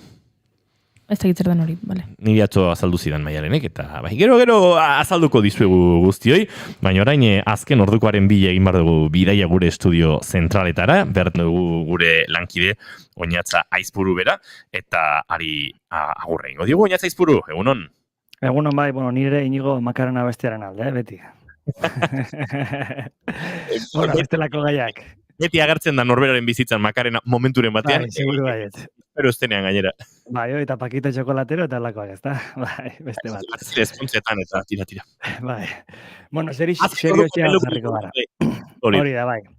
Bueno, kontua da, dakizuenez, oporrak bakean, Saharako aurrak, Euskal Herriera etortzen diren programaren baitan, deialdi berezia egin dutela, Hamarnaka Saharar aur, udako egonaldi egin gabe, gailditu daitezkela ohartarazi dute, oraingoz oso familia gutxi apuntatu direlako, harrera familia nahikorik ez dagoelako, eta egoera oso erreala eta larria dela uneotan adirazi dute. Oporrak bakean programan parte hartzen duten hainbat harrera familiek, bideo bat ere zabaldu dute, beste familia batzuk, eta ez dute zertan familia izan, beste pertsona batzuk ere, apuntatu daitezen, oporrak bakean programa honetan, batez ere aurra hauek gurera ekartzeko onurak nabarmendu dituzte, Tindufiko kanpalekoetan, egoera humanitarioa azken urteetako okerrena denean, inoiz baino familia gutxiago daudelako Euskal Herrian aur sahararrak etxera ekartzeko uda honetan. Oraindik ere tartea dago, aurreikusiriko familiako purura iristeko, baina hauek laster agertu ezean aurra asko Euskal Herrira etorri gabe, geratzeko arriskua oso erreala dela diote. Por mala suerte, no hubo familia para cogerme. Por favor, animatsu para coger un niño saharaui. Gogoa errespetua, etxe bizitza eta gutxieneko kaudimen ekonomikoa zarago ez dira zorrotzegiak oporra bakean programan parte hartzeko baldintza, diote gizabanako ala familiek ardezaketela parte adinen ere zentzuzkoak direnez arago, mugarik ez eta etxean aurra hartzen duenak lan egin dezakela ere, aurra ordu horietan zainpean egoteko tokiren bat badu udalekuetan kasu, beraz deialdi berezia familia faltan daudelako aur sahararrak uda honetan etortzeko Euskal Herrira. Bueno, aipamen bat ere, aprilaren 21 Gasteizko hauteskundetako zerrenden inguruan gaur boletin ofizialak publikatu dituelako ze alderdi aurkeztuko diren bakoitzean, behin legeak beteta, dakizuenez gutxieneko legeak dio 50%koa zerrendan emakumea izan behar duela, hala, 25 pertsonako zerrenda aurkeztu da 3 probintzietan, Bizkaian, Araban eta Gipuzkoan, esaterako Bizkaian, EAJ, EH Bildu, PS, PP, Elkarrekin Podemos, Sumar, Vox, Espainiako alderdi komunista, mundu justuago bat, eserleku zuriak, PAKMA izan eta alderdi humanista aurkeztu dira, Araban eta Gipuzkoan alderdi berberak, baina Espainiako alderdi komunista ez, Espainiako alderdi komunista soilik Bizkaian aurkeztu delako, edota kasu honetan Araban izan alderdia ez da aurkeztu, eta Gipuzkoan berriz, izan alderdia aurkeztu da, baina kasu honetan, hau bietan, Araban eta Gipuzkoan ez da Espainiako alderdi komunistako zerrendarik izango. Gogoratu hauteskunde kanpaina, apirilaren 5 gauerdian hasiko dela, eta apirilaren 19 gauerdian amaituko dela nola nahi, hauteskunde aurre kanpainan ere, gaudela esan genezake. Onaino beraz, hauteskunde kontuak aipatuta, Inigo, berriz ere seinalea, bigarren kafeako lagunentzat.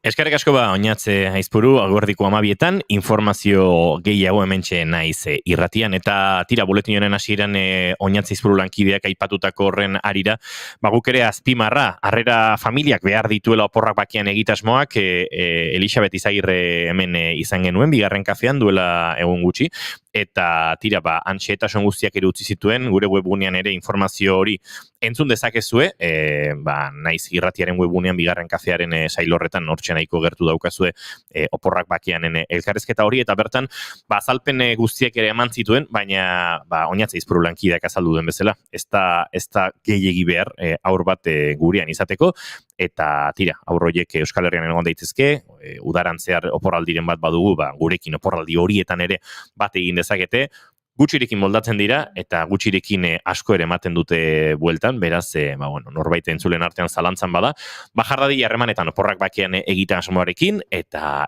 jaso dezala beharrezko informazioa. Elixo batek esan zigun, kezketako bat izan ohi dela, ea aurra ekartzen duzunean, denbora guztian egin berdiren ekimenak edo ekintzak edo txangoak beste aurrekin, ez? Oporrak bakean osatzen duten beste familiekin, eta esan zigun ez, hau da, zuk pentsatuta balin baduzu 10 egun Peñiskolara kanpinera joatea, joan zaitezkela lasai asko. Bai, eta zuri gustatze bazaizu mendiko txangoak egitea, aur sahararrau zurekin mendira etorriko da. Bai. Eta gustoko baduzu barkuan ibiltzea Getariko kostan, berdin, eta egiten duzula, aur bat gehiago da. Bai mailean eta bai. Hori da. Berek esan zuen bakarra izan zen, zalantza izpi baduenak galdetu dezala. Informazioa eskuratu dezala, eta horrek akaso, gero akaso atzera egingo duzu, baina akaso izango da behar duzun bultzada txiki hori, aurrera pauso egiteko ere. Eta nik galdera urtero egiten diete oporrak bakianekoi, entzuleak entzun dezaten, eta da, familia eredu orok balio duela, baita familia unipertsonalek ere, bikoterik ez baduzu, eta ume bat zurekin udaran euki nahi baduzu ere, euki dezakezula, bikotekidea baduzu, baina ez pasaude ezkonduta ere, noski berdin euki dezakezula, eta gainera hor, tira, familia guzti azkenean implikatzen da, ingurukoak, lengusuak, osabaizebak, gurasoak, pixkat, familiako bat gehiago bihurtzen da, ume saharar hori, eta beraz, anima zaitezte. Goizeko 11 eta 6 minutu bagoaz aurrera esan da bezala, Maialen Teiabidea agurtu behar dugu segituan.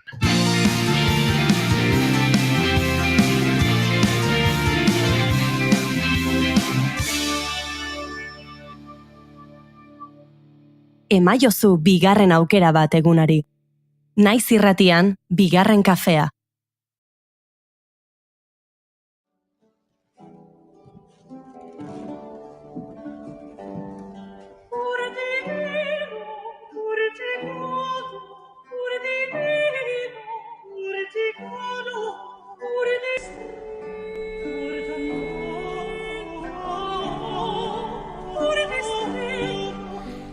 Musikal txamarari zaigu geratzen aste artean, normalean asteazkenak izaten dira oso musikalak bigarren kafean, baina tira, aste arte hau Jon Esnaola kompositorearen bisitarekin eta gure kolaboratzaile den eta pianista eta musikari den Maialen Teiabideren bisitarekin, aste arteare musikari txamarari zaigu geratzen, baina holaxe helduko diogu, ez da, gaizki musikak salbatuko bagaitu, ala salbatu beharko gaitu, ez da?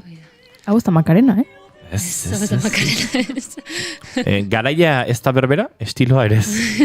Gauza asko desberdinak. Galdetu behar nizuen, gaur galdera desintekin ator. Opor garaia ez aldaba. Azkeneko eguna. Azkeneko egunian azterketa. Este garaitan kokatuko zen nukete entzuten gaudena.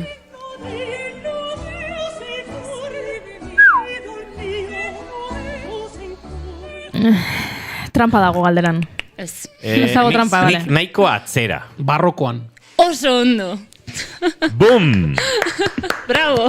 Oso ondo, Julen. Eta barrokoa da? Bai, barrokoa. Bai, baina esan dut, 17, 18? Barrokoa da, 16, 17, eta 18 hasiera.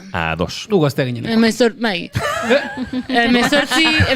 osea, 1700 berrogeta mar uste dut.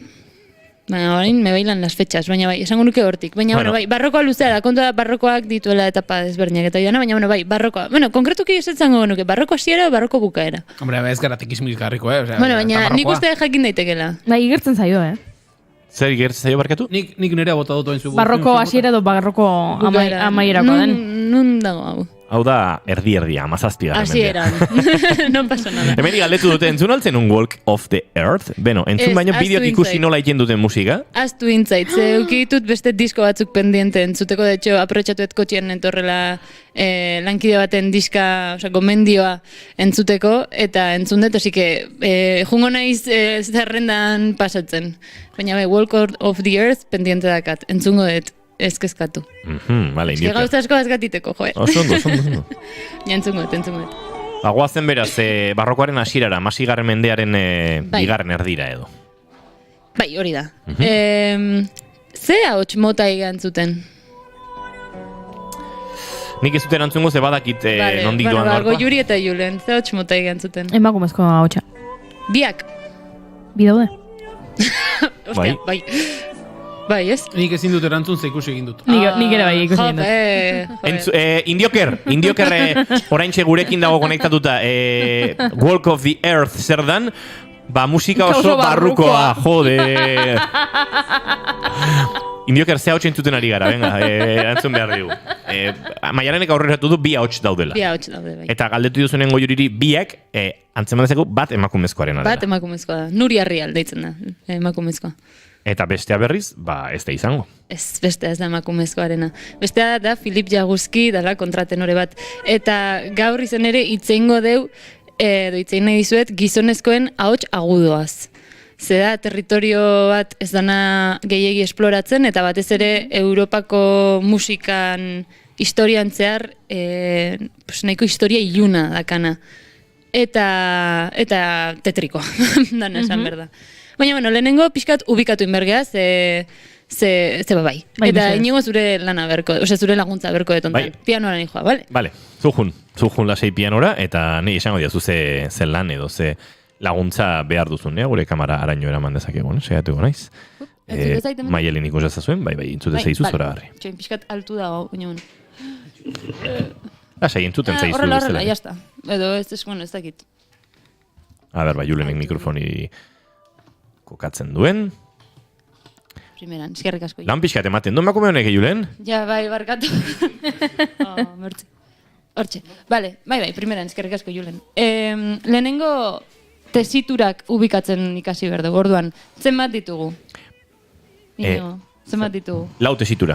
Bueno, tesitura bokalaz ari gara, ezta? Edo orokorrean lau beti dira. Ados? Orokorrean. Eta tesitura pixkat entzulea kokatzeko da... Hautsaren altuera. Hori da. Grabea edo agudoa. Hemendik. Bueno, edo askoz gorago. Dagoen espazio hortan non gauden. Hori da. Ditugu, baxua. Hemen tartan kokatu dezakegu gutxi gora bera, eta gero daude baxista espezializatu batzuk. Jaitsi daitezkenak pianoaren lehenengo notetara. Eta hor, txerriaren izena agertzen da. Bajuen nota oso grabei deitzen zai, mi bemol, do de cerdo, eta hortik bera. Zuzin izentzun hau? Ez. Bai, mundu koralean, bajuek daukate, eman dezaket sol bat por debajo de do de cerdo, torrelako kontuak. Pues vale, pues nekin hori. Bajista, baju abeslari baten doa, bai, izango dela hau. Do de cerdo deitzen zai horri, hortik berakoak. Bai, ni uste daukagula mikrofono baten kablea horre. Vale, orduan, hemendik baxua. Onaino gutxi gora bera. Gero daude, tenoreak, más o menos bugitzen diala, tarte hontan, 2 oktabetan, hartzen dutela, digamos, graben, zona media eta grabea, gehi zona agudoak gizonarentzat. Eta gero, dakagu, altoa dela erdiko tesitura, esencialmente. Dala, hitz egiten dugun ahotsen antzekoena, esango genuke. Eta gero, sopranoa, hasta lo que de.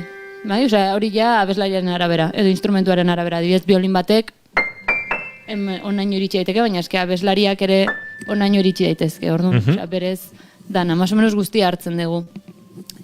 Orain, tesiturak más o menos argi daudela diala baxua, tenorea, altua eta sopranoa. Ahotsaren... Eskerrik asko, Julen, gure pianotik mikrofono kable hori ateratzeratik. Ahotsaren emisioa. Daude 2 emisio mota. Eta gero 3. bat.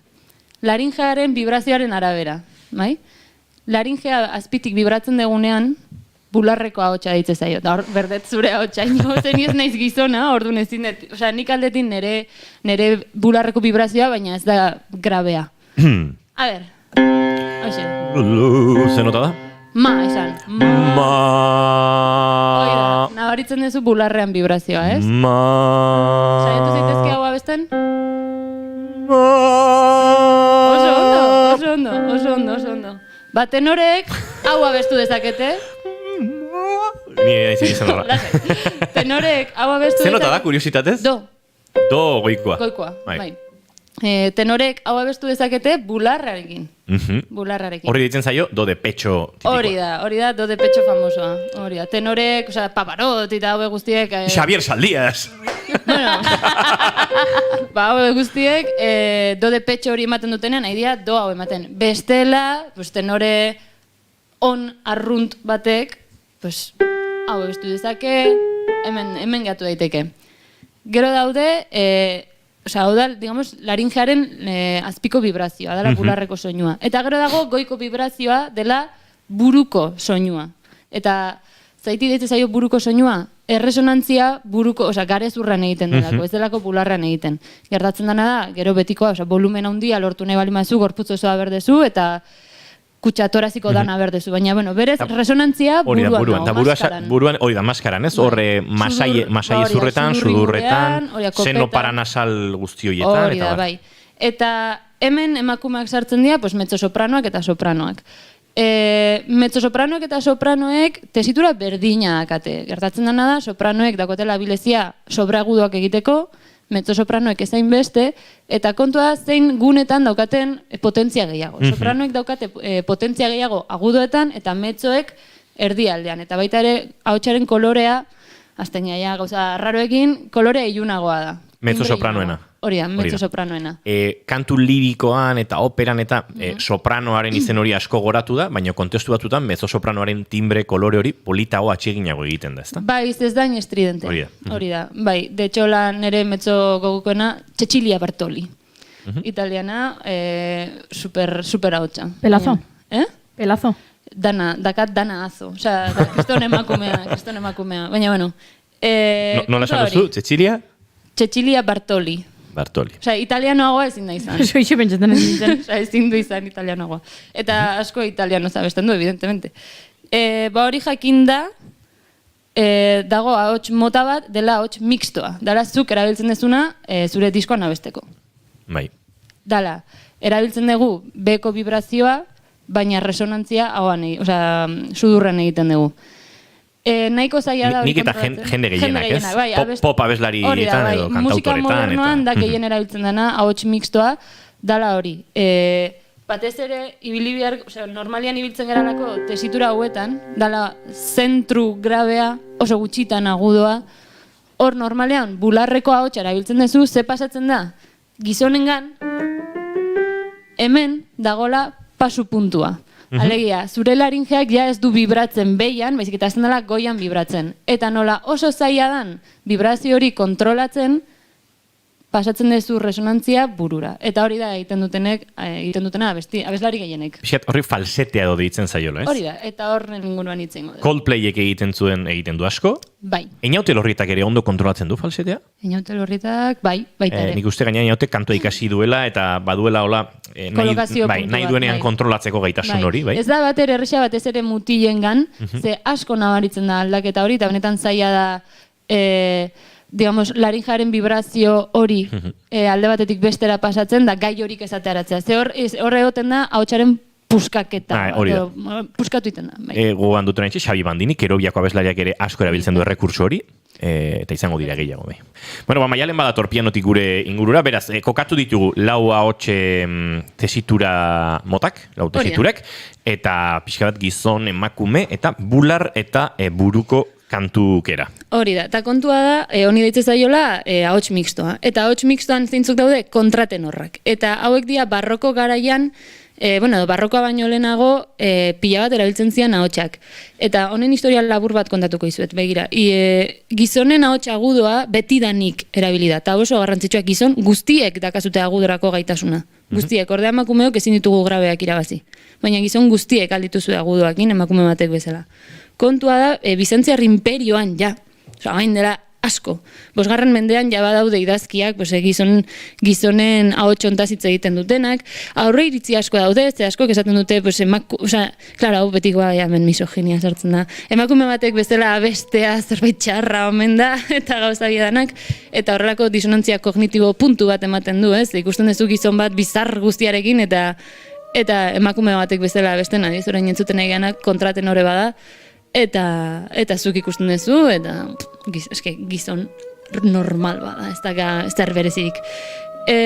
Kontraten horrei, deitu zaie baitare mail alto, hot contre Frantzian, eta baitare tenor nigeroak, ez dakiz da guztiek desberdintasun txikiak dituzte, baina haman komunien dakatena da, agudo hitz egin, agudo abestu dezaketela. Eta batez ere falsetea erabiltzen dutela. Ze kontraten horrak dia hots baritonalak, alegia. Gizonaren tesitura handiena da baritonoa, esango nukenik, ze baditu grabeak eta baitare ditu agudoak. Ez agudo pila bat tenor batek bezala, baina baditu agudoak. Zer gertatzen da, bere laringearen vibrazioaren pasu hortan falsetera iristen denean, abeslari batzuek garatzen dute falsete hori oso gora eramateko gaitasuna. Eta batez ere oso polit eramateko gaitasuna, ze mundu guztiak ezako timbre polita hor. Egon badago, baina guztien ez da polita. Eta dio zentzuten ari geran kontraten horrenek, berak landu du bere falsetea puntu bateraino, buruan bibratzen diola, maskaran bibratzen dio, eta superpolit sonatzen dio. Gertatzen dena da ez daukala inbeste proiekzio, zezin dugu larrera pasa. Hor dago asuntua. Baina oso ahots polita. Neri pertsonalki asko gustatzen zait. Beste batzui erraro egiten zaie, ez da ahots plenoa. Baina neri gustatzen zait, baina entzun dezagun pixka bat. Hau ere Monteverdi da, Lamento de la Ninfa.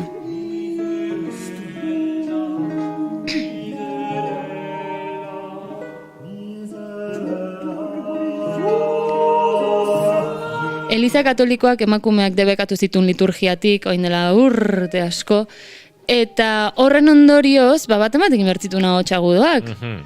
Mutikoak, zeneskak ez, mutil txikiak, eta kontraten horrak, baina modan jarri zan beste gauza bat, izan ziala kastratea. Hemen datorri juntasuna, bai. Egia da gero 20. mendetik aurrera, kontraten horrek berriro berreskuratu zutela euren tokia, digamos, eta berriro, zein abeslari bezala astitzerala besteen opera, eta batez ere barrokoa berreskuratu zuten 20. mendean asko, eta repertorio guztia landu zutela asko. Eta gero zenbait idazle kontemporaneok ere idatzi dute kontraten horrentzako papelak, baina ez dira ohikoenak gauzak diazen bezala. Hor daude Alfred Deller, Bejun Meta, Andreas Scholl, Filip Jaguski, Josef Orlinski, beste argentinar bat, Franco Fagioli, ere bai.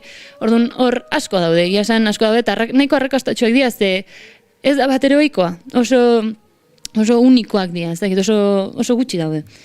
Kontua, kastratiak.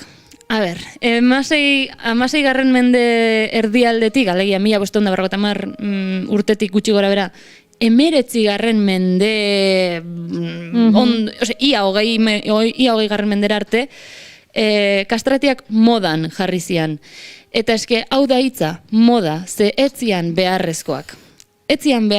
Kastratiak. Existitzen zan teknika bat, nun gizonek agudoa bestu zezaketen. Baina, Eliza Katolikoa jartzen du modan, baina gero opera da hauek danak bultzatzen dituna. Kontua da, zertarako mozten zituzten umeen barrabiak, ze hau da asuntoa. Ahots txuria mantentzeko, gizon helduaren kaxa torazikoa eta arnasa garatzen zuten pertsonak zian, orduan abestu zezaketen super fin, super agudo, baina potentzia handiakin, ze gizon heldu baten arnas gaitasuna zekaten. Bestalde, heldu batek daukan sentsibilitatea ere badute, eta baitaren musika jakintza eta heldutasun musikala, ez? Digamos da, umea premium, horrelako zerbait. Da oso makabroa esan detena, baina eske hola da. Baina, klaro, horrelako mutilazio batek ondoriak ditu mutiko hauen garapenean, eta pues, adibidez, garapen fisikorako zailtasun handiak, ze oso, claro, eske hormona garrantzitsuena falta zitzaien, testosterona falta zitzaien, orduan haien gorputza oso arraroa zen, zan... Ez normatiboa zen. Bai, bale, esan dezagun horrela. Gizon ez normatibo baten gorputza garatzen zuten. Bai, bueno, baina ez normatiboa modak daudelako, baizik eta hemen kasu mediko bategatik. Orduan, pues hori, besoetan oso luzeak, baina oso finak, oso lirainak, ume aurpegia zetzuten hilerik aurpegian, itxura arraroa orokorrian garaiko gizartaren zaten, ikuste gaur egungo harentzat ere bai arraro izango litzateke ikustea, antzuak zian, evidentemente, eta gizartean pertsona baztertuak. Euren irtenbide bakarra, behin kastrato bilakatuta zen, abestea. Ez zuten beste zertarako balioz ezin ziren. Eskondu, aurreiritzi pila bat zeuden kastratuen inguruan, agian ez zutela lanerako balio, ez zeukatela borondate fuerteak gizon batek bestela, eta bar, ez, gauza hauen guztiak. Europa osoan zehar mutilazioa debekatuta zegoen, orduan, nola pasatu zen, debekatuta baldin zegoen, nola pasatu zen. Bueno, pues diruak beste zer baino gehiago agintzen duelako, eta Italian, adibidez, barroko garaian opera bilakatu zela Jesu Kriston, pues gaur egungo estadiotako kontzertuak bezala, olako zerbait bilakatu zen, Europa osora exportatu zen produktua, eta, hasteko, Elizan ezin zuten emakumeak abestu, eta Aita Santuaren lurraldeetan, estados papales deitzen da hauetan, emakumeek ezin zuten estenatokira igo ere. Orduan, umeak erabiltzen ziren, baina, klar, umeak nekatu iten dira, helduak ez. Orduan, pila bat, ekoitzi, eske hitza da ekoitzi. Pila bat ekoitzi da exportatu zituzten, 4.000 inguru kastratzen zituzten urtero 3 mendetan zehar. Pila bat diago. 4.000 urteko 3 mendetan zehar. Bai, Italian bakarrik. Gero beste herrialdeetan, ez hainbeste, baina Italiarena izan zen sobrada bat.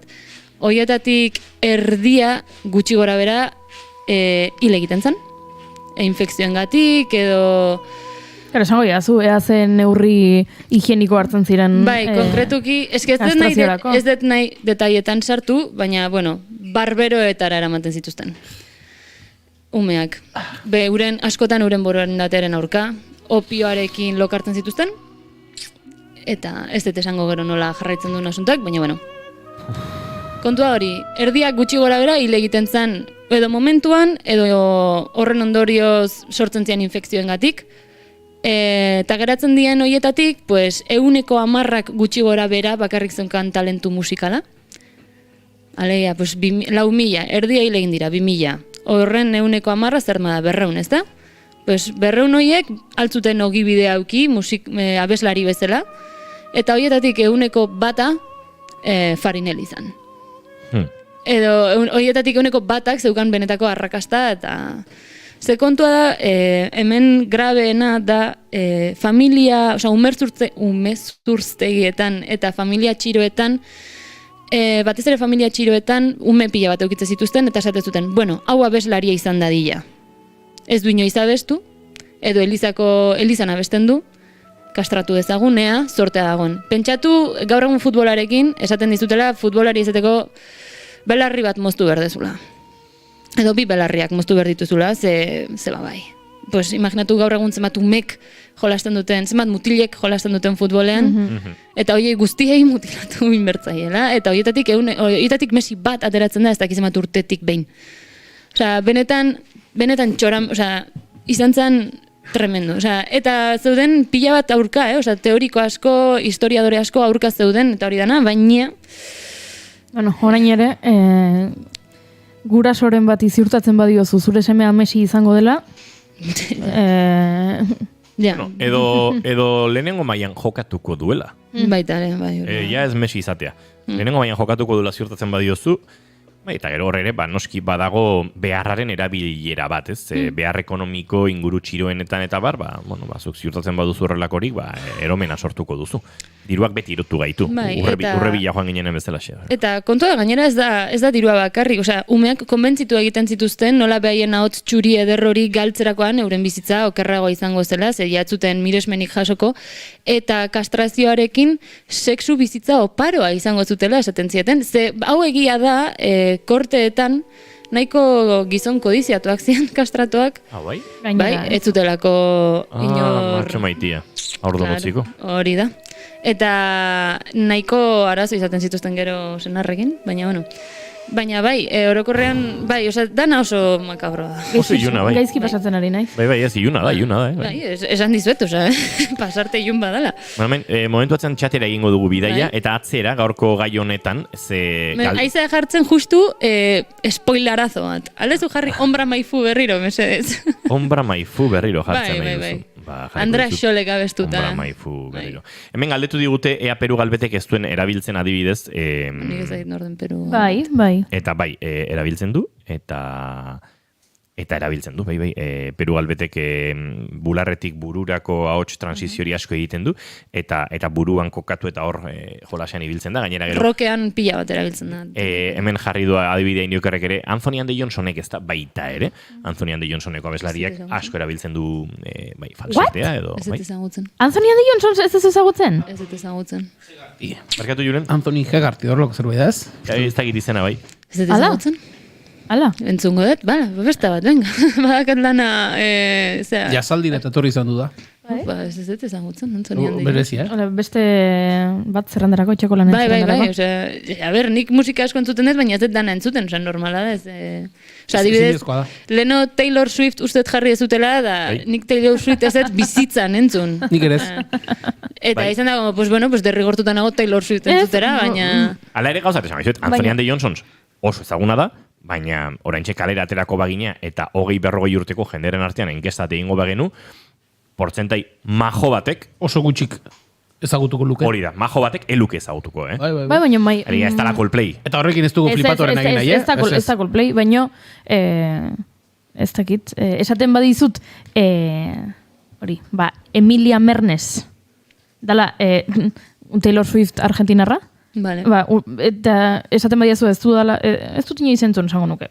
Enau harritzen, baina Anthony and Johnson. Yellow Jackets ezagutzen duzu? Bai. Yellow Jackets ezagutzen duzu? Telesaia. Taldea ezagutzen. Telesaia. Nik taldea ezagutzen dut? Nik itzein dizutelako, talde horren inguruan. Imposatutako ezagutza da hori. Baina hori, zeneren hemen bakoitza, mugitzen da. Eta gero, konservaturetik igarotzen den jende honek ere, baditu garai batzuk oso ilunak bere bizitzetan, nun musikak mota batzuk baztertu egiten dituzten. Eta nik ezagutuko dut, Maialenek ezagutzen duen, euneko 2. Ke ez pentsa. Ez, baina beste esparru batzuk, ez?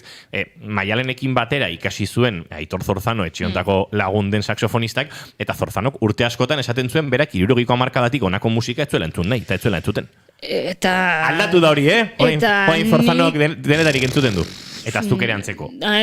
Igual ni ez nahiz zain... Zorzano herriko festetan kontzertu batean belarriak tapatuz, ez da 70ko. Nik 70ko markada asko maite dut, 80koak gutxien... 80ak pixkate, bai, igual ez? Bai, geixo gustatzen zait, baina adibidez 2013tik ona, nik hemen gaur egungo musika oso gutxi entzuten dut. Oso gutxi, baina baita ere beste dago entzuteko. Asko dago entzuteko. Ez naiz iritxiko 2010, ez dakit, baina bueno. Gatoz edo goazen, 17. mendera. Hori, esan dizuet, Elizak moda bilakatu zuen, gaina misoginia puntu badaka honek guztiak, eta gizarteak bai misoginia puntu badauka, emakumeak dauka ahots hau, kastratoen ahots hau bazeukan emakumeak, eta Eliza hain misoginoa da nahiago dula gizon amputatu bat emakume bat baino. Nik horrela plantatzen dut asuntoa, beste batzuk esan dute, timbre desberdina, ez berdin dit. Nahiago dezute gizon amputatu bat, emakume bat baino. Eta hori izugarri misoginoa. Hau da, horrenik, erregi kabalgatetan eta batzuk nahiago dutela gizon txuri bat beltzez margotuta, beltz bati nahiago dute, dirua ordaintzea baino. Ez? Hortxe. Badaukazu, ez? Azal kolore beltzeko pertsonak existitzen dira. Zure herrian daude. Zurekin bizi dira. Zure bizilaguna da, segurazki. Ez galaren nahi hau zu, pertsona txuri bat hartu eta beltzez margotu. Hala ere, honek bi gauza erakusten ditu, bata, Elizaren misoginia eta nolabait gizarte katolikoaren heteropatriarkatu inposatu eta misogino horren jatorriak ere non dauzkagun noski eta zer egin izan duen Elizak, eta beste bat, Elizak izan duen giza eskubideen urraketarako joera sistematikoa. Bai, gero itzengo dugu hortaz. Umeak arriskuan ari zara jartzen, zure misoginia hori nolabait ez ez da bakarrik misoginia, barraia mozen ari zara jende. Hemen, ordea, paradogikoena garaiontan da, kastrati hauek guztiak ez zutela Elizan bukatzen, osea, gehiengoak operan merkatura zijoazen, ez zijoazen Elizara. Osea, Elizara jutentzian, digamos, operan arrakastarik izan ez dutenak. Ze dirua operantzeon, etzeon Elizan. Osea, Elizan mantendua izango zea, baina operan dirua irabaziko dezu. Osea, de hecho, Farinelli, Caffarelli, Senesino eta guztian, de hecho, Farinelli Espainian, osea, Felipe Bosgarrenan erregetzan garaian, hemen ontzan 23 urte dolako zerbait, ministro izatera iritsi izan, oso pertsona garrantzitsua izan zen hemengo musikan, osea, bueno, hemengoan, edo Espainiko musika barrokoan garapenian, osea, abeslari oso garrantzitsua da, eta handiena, dana esan behar da handiena, eta kastratoa zen. Esatez zuten bera, istripuz izan zela, geratu zela antzua, baina, bueno, oso, las malas lenguas ez dute berdina esaten. Aurrera jarraituko du. Eziketa oso gogorra sendoa eta disiplinatua jasotzen zuten kastrato hauek, eta arrakasta besterik etzan espero beraien gandik. Baina, Elizak ze esaten zuen honen inguruan? 350 urtez kontratatu zituzten kastratoak euren liturgiarako, ordea publikoki euren balioen aurkazi joala, osea, euren balioen aurkazi joan praktika zela zioten. Osea, hau da, guk ez ditugu kastratzen, kastratuta datoz. Baina kontserbatorioetan umeak reklutatzen zituzten eta gurasoekin hitz egiten zuten, en plan, hau agian, honek agian arrakasta izango du. Eta derrepente umea dator antzu. Baina, bueno, 1748an Benedikto Amalogarrenak gorputz zatien amputazioen debekoa bermatu zuen, da horrekin... 18. mendearen erdian. Bai, baina jarraituzun asuntoak 1913 arte. 1913, oin dela 111 urte, azkenengo kastratoa isildu zan. Eliza Katolikoan, Vatikanon konkretuki. Entzun dezagu Alessandro Moreskiren Ave Maria, eta hau da dagoen dokumentu bakarra kastratoaren ahotsarena. Ez dugu jakin. Bestena ez dakigu nolakoa den. Hau da bakarrik ezagutzen duguna. Oso ahots partikularra da, esan berda.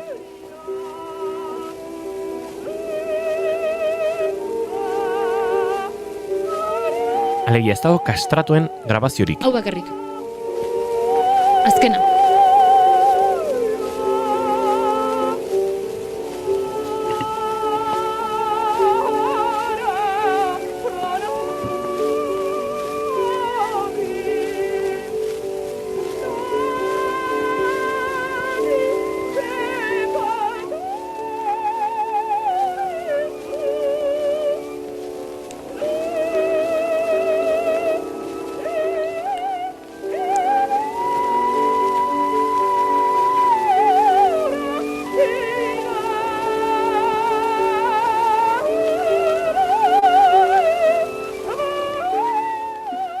Zeiruitu hau txa?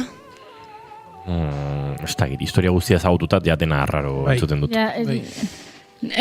Lekutaren igora, Bai, lekutaren igora. Tokitara joan da, bai. 40 urtekin nintzun grabaketa 1904koa da, uste, 1906koa. 1922an hiltzan gizon hau pneumonia batengatik, eta gizon honen kastrazioaren historiare oso rokanboleskoa da, por decir... Oso italianoa da, nik esango nuke. Oso italianoa da honen historia. Eta, bai, pues hau da, gure pasarte iluna, eta, en fin, zeiruitu. Nik berdudala, urrengo Maialentegia bideren tartean, ez dakit, bai. Pelazoa duen abeslari beltz bat, soularen erregin bat, olako zerbait. Aizarnazalko erromeriak, olako zerbait. Tokatu trompetik bat, portugesa neska bat, ai ama, ze ona. Baina, bueno, uste horri buruz ez ditela hitz egingo oraingoan. Izu, pixka bat, hola, gurera ekartzeko eta Arkakuso agurtzen dugun bitartean, Arkakuso, aspaldiko, egunon. Kaixo, Iruñe. Kaixo, zer moduz? Zu ondo, traumatizatuta. bai, hementxe. Zure entzuten ibilizara, ezta? Bai, niri azkeneko grabazio horrek, ez dakit, oso sentxazen mandit psikofoniarena. Pixka psikofonikoa da, bai. 1904an grabatuta dago. Kalitatea ere, horrelaxe zegoen. Entzun dugun guztia entzun da, nik gorputz txarra utzi dute. Badakizuen nork duen ez kastrati edo ez sobreagudoetan aritzeko gaitasuna, kontrakoa, oso ahots grabea, Jon Arretxe idazleak, eta behin kazetare batek galdetu zion, olako galdera, ez dakit, nola abeslari ere bazaren, pentsatzen dut abes batzak giroan eta ibilitakoa dela, galdetu zion, zer derrexagoa zuretzat? Bularreko do bat ematea, legia, tenorearen goiko, hori, edo adjetibo bat bilatzea. Eta erantzun zion, ez, niretzat errezagoa da, do de cerdo bat, txerrido bat ematea, eta askoz meritu gehiago dauka. Zer da, txerrido bat ematea?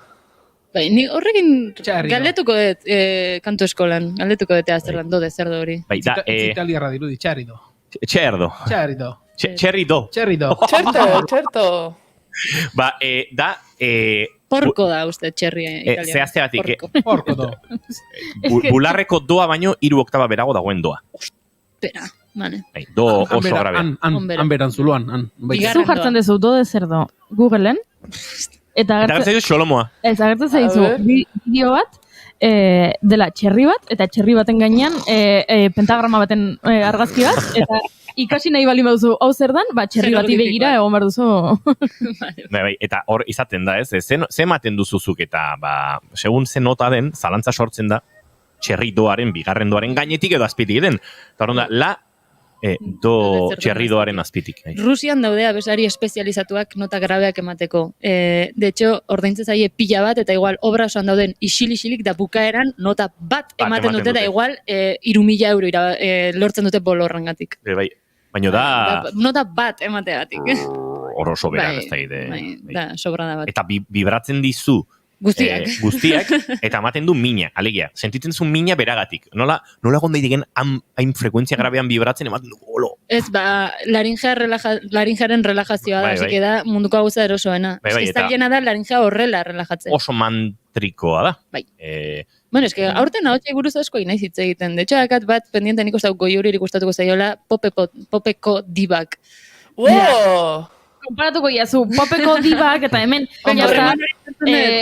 iristen dira 12 eta gaude... Hori ekartzen dut urrengoan, goiuri. Zoragarri. Venga, vale. Izango da, diba pentsuak babestutako tartea. Bueno, dena ondo, edozein beste gai ondo, ez bali bada hau bezain iluna. Entzun duzu? Ez, horregatik aurrera egitea jarraitzen. Bai, nik uste dut izan dela txiste horietakoa hobe dela... Bai, gainera, Iruñerik horrelako txisteak bota ez, gero bera arrotu egiten da eta okerragoak bota ditzake. Bota egin behar dira, hori beti esaten dugu. Barruan gordetzeak kaltegarria da, bota egin behar dira. Gero, aipatu behar diren edo ez, hori beste gauza bada. Iruñe, zer modu zaude? Korrikaren aje emozionalari ezin bueltak eman, Maialen Teiabi da bortuko dugu, igual Maialen nahi zuen hemen gurekin geratu, baina. Korrika zitze egin behar dugu. Ez dut, nik, si no me persiguen, no corro. Oix. Baina bai. Bueno, korrikan, depende non jartzen zaren, jende asko jarraitu altzaitu, Kuadratu ziten Iruñatik pasatzela korrika, eta neon ensaio baten. Eta justu Mendillorritik pasatu zen, neon etxera iristen, da Mendillorrin ja jendea zeon prestanik, ez ditemango denbora. Orduan pena da. Baina... Ba, Iruñeri eman dio denbora, bai korrika giroan ibiltzeko, eta baita korrikaren... olako kritika eraikitzaile bat sortzeko, olako dekalogo modukoa sortu du, gustatu etzaizkion gauzekin.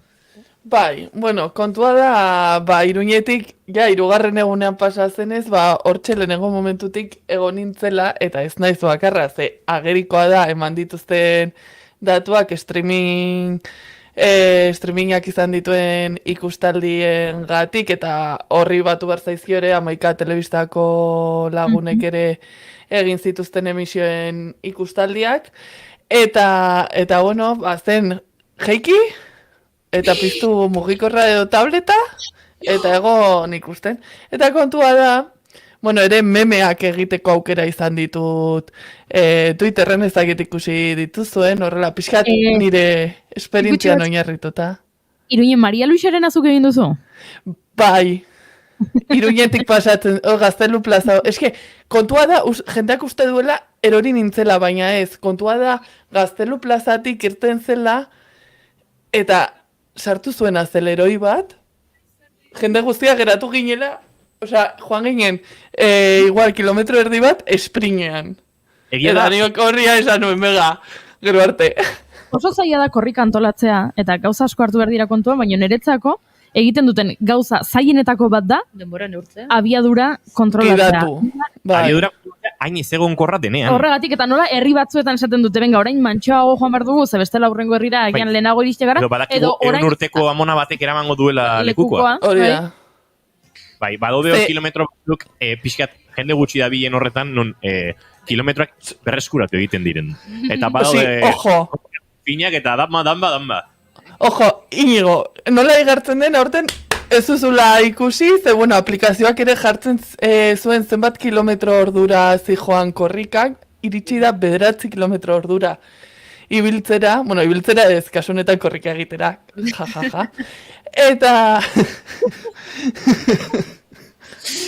Eta kontua da, begira, Iruñerria gertatu zen, normala gertatzen ez dena, Iruñerrian errekuperatu zen denbora, zegoen, 30 minutuko atzerapenarekin, iritsi Iruñerrira, zapatilla. Baina, bueno, kontua da, horren inguruan ez naizela kexatuko, baizik eta streaming bidez, bereziki ikusi dituan gauzen inguruan. Korrikako polizia. Bueno. Korrikako polizia zara, Iruñe. Bai, bueno, eta bide batez, nik uste nuen zela, hain emozionatuta nengoen korrika pasaztelako, gero eman ziala kriston bajoia ere, baina badakizu egon izela aurreko astean bronkitisarekin. Ostras. Ai, Iruñe. Bai, badakizu, Eguraldi aldaketa hauekin ez ditarritzen ez dare, ez? Gaur 5 gradu, baina aurreko ostiralean 25 zeuden. Bai, eta apokalipsia zetorren, eta oraintxe guzkia da Tolosako kaleetan. Bai, baina kitxi, osea, lainotuta dago. Bai. Bide batez, zuek ezagutzen duzu, eski badut kuriositatea, barkatu, orain bueltatuko gara, Hello Kitty norden ezagutzen duzue? Nola, Hello Kitty norden? Hello Kitty katua, bai? Pertsona da? Bai, Pampiña. Pampiña, bai, ezagutzen dugu. Pampiña, ez? Vale, eta eski aurreko galdetu ziate. Zuek badakizuen norden Hello Kittyren aizpa bronketan sartzen dena? Bronkiti! Bai, toma! Eta txiste horrekin, bueltatzen gara. Bueno, kontua da... Barkaidazu, nik naiz irratiaren estudio zentralekin, bulego zentralekin bilera bat euki behar aste honetan, zer ari zaiten egiten gogorrago, zaiago, ilunago. Kastratien kontua edo Iruñeren txiste txarrak. Agian nahiago dut, atzera itzuzten gara eta jarraitzen dugu kastratien kontua zizketan. Trantzizioa egiteko zen. Barkaia zueño, diba pentsuena ari zilegitasuna eman dio azken txiste honek. Diba pentsuena zoragarria zen. Bai, txisten diba.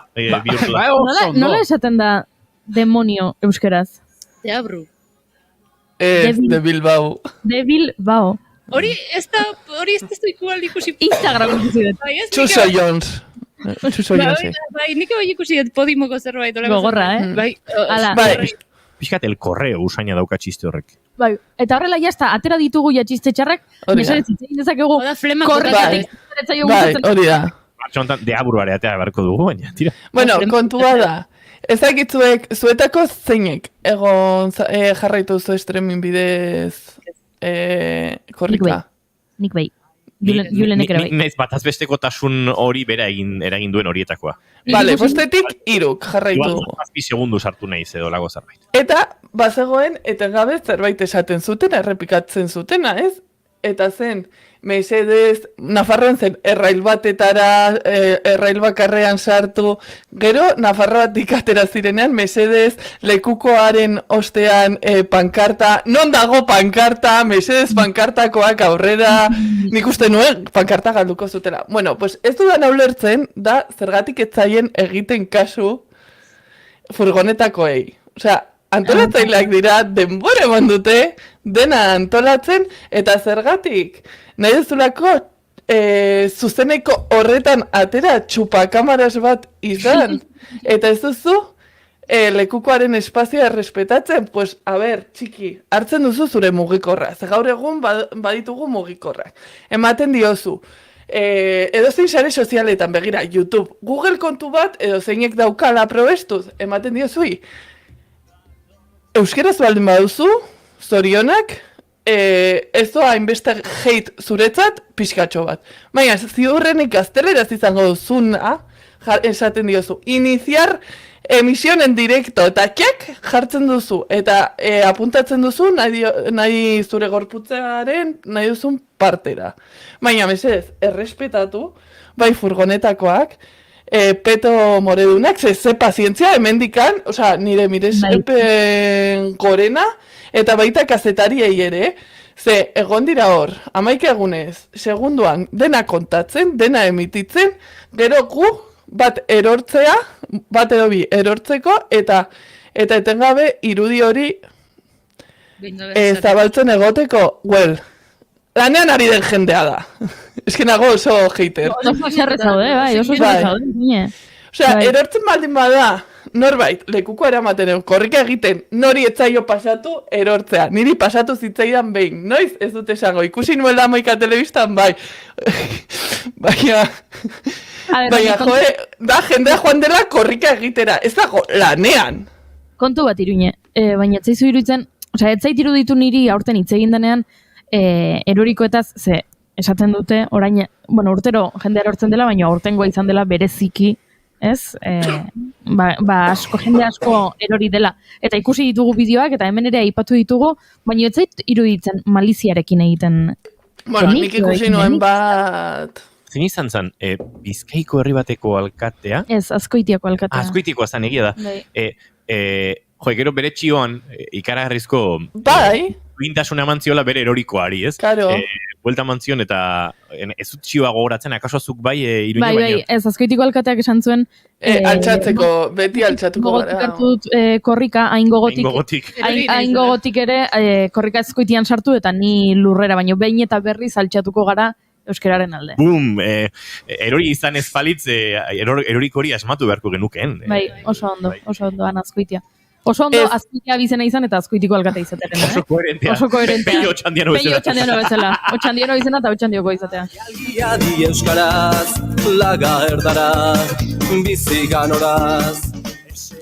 Akaso maliziarekin ez, baina ulertu behar dugu eta desberdintzen jakin behar dugu nortzuk dauden lanean, nortzuk daramaten hor denbora bat. Gu korrika parte hartzeko baldintza guztiekin, aukera guztiekin, ongi pasatzeko, ongi jakiteko non dagoen, korrikaren inguruko informazioa eta bestelako gauzak ezagutzeko hor lanean daudenak 11 egunez horra tope, pues nik uste dut horiek errespetu pixkat behar dutela. Zalantzarik gabe, Iruña ados zaude, eta gainera begiak 1000 gauzetara dituztenek ere, beti ere arazo gehiago. Aizu, Iruñe, aldarrekapenekin jarraituko dugu, 9 minutu erdiko 12etarako, eta badituzu eta, egiteko hainbat aldarri. Bai, eta hau, jada, borobilduko nuke azkenekoa, eta ez da hainbeste streamingean ikusitakoa baizik eta bereziki TikToken ikusitakoa korrikaren arira. Eta zer da?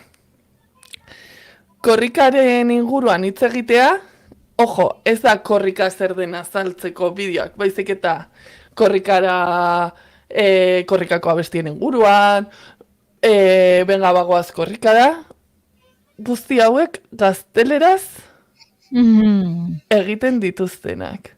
La korrika. La corrica, vamos a la corrica. Bai. Es que nuestro idioma es mi idioma, me encanta. A ver, si tanto te encanta, egizu euskeraz.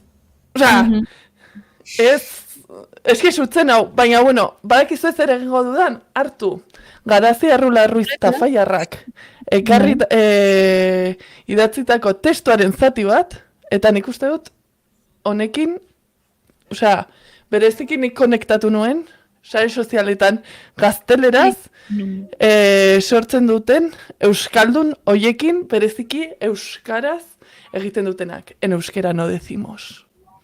No sé qué. Decimos, no sé qué, edo. El euskera es un tesoro. Itzein genuen, bi hotz. Bai. Ba, testuaren bigarren zati handian, Nahiko, bai. bai, Garazi Arrularruizek dio, ez altxor, ez oroitarri, ez toponimia. Euskarak hegemonia hartzeaz ari gara. Ez agur bat, ez txapa bat paparrean. Ez lur zatitu bat.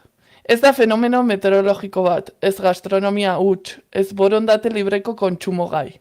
Ze, klaro, hemen badago jende asko, nik ikusi dudala TikToken, euskarak erakartzen du, pues, bere ezaugarrien gatik. Gero daude, gauza batzuk asmakizunak egin direla euskararen inguruan, baina, bueno, adibidez, zaila dela ikastea.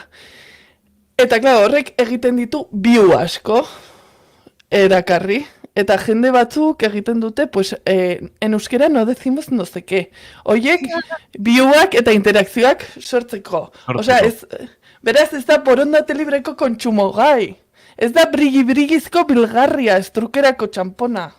Ez da beste, ez besteena. Gurea da, hainbeste maite baduzu, letxe! Erabili. Hori da. Eta batez ere, ez da diskriminazio iturri, ez imposizio. ¿Para qué voy a crear en euskera si no me va a entender nadie? Bedi gutxiago kompetentzia eta gehiago konpromiso, norabide zehar lerro arrobide. Gutarik bakoitzak anitz hizkuntza ukan ditzake, euskarak gu baizik ez gaitu. Beraz, euskaraz sortu, leine. Alaxe zioen beste zozoren batek. Nor izatearen aitortza horixe dugu euskara, ez gehiago ez bestelako, ez gutxiago. Osala, hizkuntza bat balitz, eta fini. Euskaraz sortu leine nik enion entzun Garazi Arrularruizai. Iruñek joan da eitzen hor gauzatxoek. Apostilla, hola. Arkakuso aserre batek ere apostillatuta. Hemen bi urtera korrik egiten denean, ez da inor pankartaren aurretik joango, ez du inor meme txororik egingo erorikoren batekin, eta horrelako dukia desagertu egongo dira. Ze uste dut gauzak nahiko argi ari direla gertatzen, norbaitek horrelako zerbait egiten baldin badu, akaso... Bi urte barru, urrengo edizioko korrikan, ez egotea, gaztelaniazko sortzeierik korrikari buruzko bideoak egiten, hori ez da gertatu. Bueno, edo gazteleraz sortzen duen eta gero korrikara bere momentutxoaren bilea joaten denik. Jarri duen jokerreke, hori ere gertatu dela lekukoa eraman dutenekin ere bai.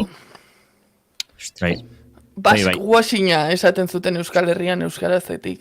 Zenik oso zilegi ikusten dut euskaraz ez dakien, baina euskararen alde dagoen eta korrikarekin bat egiten duen jende hori. Isilik eta protagonismorik gabe, edo korrikaren azpiegitura sistema horretan, bolondrez modura dagoen jende hori. Bere aportazio egiten duena, ez? Kozinatuko dut zuentzat aste guztian zehar, eta euskeraz gauza dakizkit, ez dakit gehiago, bizitzak hemen kokatu nahuelako, euskalo. Hori zilegi da. Baina protagonismo hori erakartzen duzunean, zu gaztelera sortzen ari zaren momentu horietan, zure bizitzan euskerari, espazio gutxi uzten diozun momentuetan, eta gero protagonismo horren bila, eta pixate tekin kultural horren bila zuazenean uste dut hor pixkata usten zaigula zilegitasuna. Zer lenguan lagun batek esan zian, ikusi jende asko korrikaren inguruan, baina batzuk horiek etzekiten euskeraz. Bueno, ez badakite, ardura izan dezakete euskara ikastearekin, noski. Ez badakite eta hor baldin badaude, besten ari dira. Netza asko zarazotxuagoa da, jakin eta korrikara hurbildu eta bere bizitzan, eta bere sormen kulturalean, eta espainolez aritzen den jende hori, ez? Hori uste du larriagoa. Nik uste dut ere barkatu, jakin behar duela bakoitzak edo dugula norberak zein den gure espazioa. Zere ikusi ditut askotan eta hau min handia ematen dit bereziki Barainainen, eta ikusi dut beste herria eta auza askotan, nola jendea sartzen zen lekukoaren espazioan, eta inkluso Barainainen ikusi nuen nola aur batzuei eskatzen zieten beste batzuk de la nada lekukoa eramatea. Baina hori nik baitare badala ez dakitelako Osea, ez dutelako errespetatzen egitasmoa alde batetik, edo ez dutelako ezagutzen zer dan, edo ze simbolismo daukan lekuko horrek, eta hori dana, nik bintzat Iruñan, Gipuzkoarra izan da, erdaldun gehiegi esan behar, erdaldun asko daude, eta nik uste askok ez daukate, niri pasatu zait, Iruñan, umeekin, 12 urteko umeekin, ez eizkezu zenbakiak batetik bostera da. Ez dakite, da, kaixo eta gurrer ez dakite, eta orduan, horrelako egitasmo bat ikusten dute, jendea pilatzen da, ez dakit zer da, nik ere nahi dut, eta ez dute errespetatzen, ez dute ulertzen, ez dute bat egiten sentimendu horrekin. Bazauden txaleko moredunak esaten eta eskatzen mesedez, Baina, kontrolatzen eta batzuk bazekiten. Nik badaki, herrian badakizula nortzuk diren. Hemen, ala ere nik, bai azpimarratu nahiko nuke Garazi Arrularen testu horretan, eta oraintxe azpimarratu du Iruñek, badagoela esaldi bat diona, ez altxor ez oroitarri ez toponimia, euskarak hegemonia hartzea zari gara. Da uste dut hemen ere, azpimarrat egin behar dela, euskarak hegemonia hartzea zari garenean, soziolinguistikak erakutsi du urtetan, zientziatik, diglosia egoeretan, hizkuntza batek bizirauteko hegemonia hori behar duela. Eta uste dut honek behar duelaren nolabait baztertu elebitasun jatorraren mito hori. Euskarak euskara izan behar badut, Euskal Herriak euskaldun, ez du hori lortuko gaztelerarekin elkarbizitza jator batean. Eta hori, aspaldi soziolinguistek esan zuten. Eta uste dut kontuan euki behar dugula. Hegemonia zari garenean, hegemonia zari gara, eta elebitasun jatorrik ez dago, naiz eta oso gizarte errespetuzkoa izan, euskaraz ez dakienarekin eta gaztelerarekin eta bar. Akaso, batzutan gehiegi ere izango ote ginen. Iruñi, agurtu bartzaitugu, jarraituko dugu nahi baduzu beste batean korrikaren inguruan, edo beste kontuekin izketan, Maialen Tellabide zuere agurtu bartzaitugu. Aste santuenak pasa. Hori da, aste santuen bueltan ikusiko zaitugu. Zu, Julen, uste dut bihar informazioaren arian izango garela, bihartiak eta horretan itzuliaren inguruan, bestela, datorren astelenera arte, orduntxe hasiko da Euskal Herriko itzulia. Ondebili. Eta zuduko Juri, bihar asteazkena azken itzordua opor garaiaren aurretik. Izan ondo guztiok entzule, bihar goizeko 10:05 hemen, naiz irratian, bigarren kafean, aio!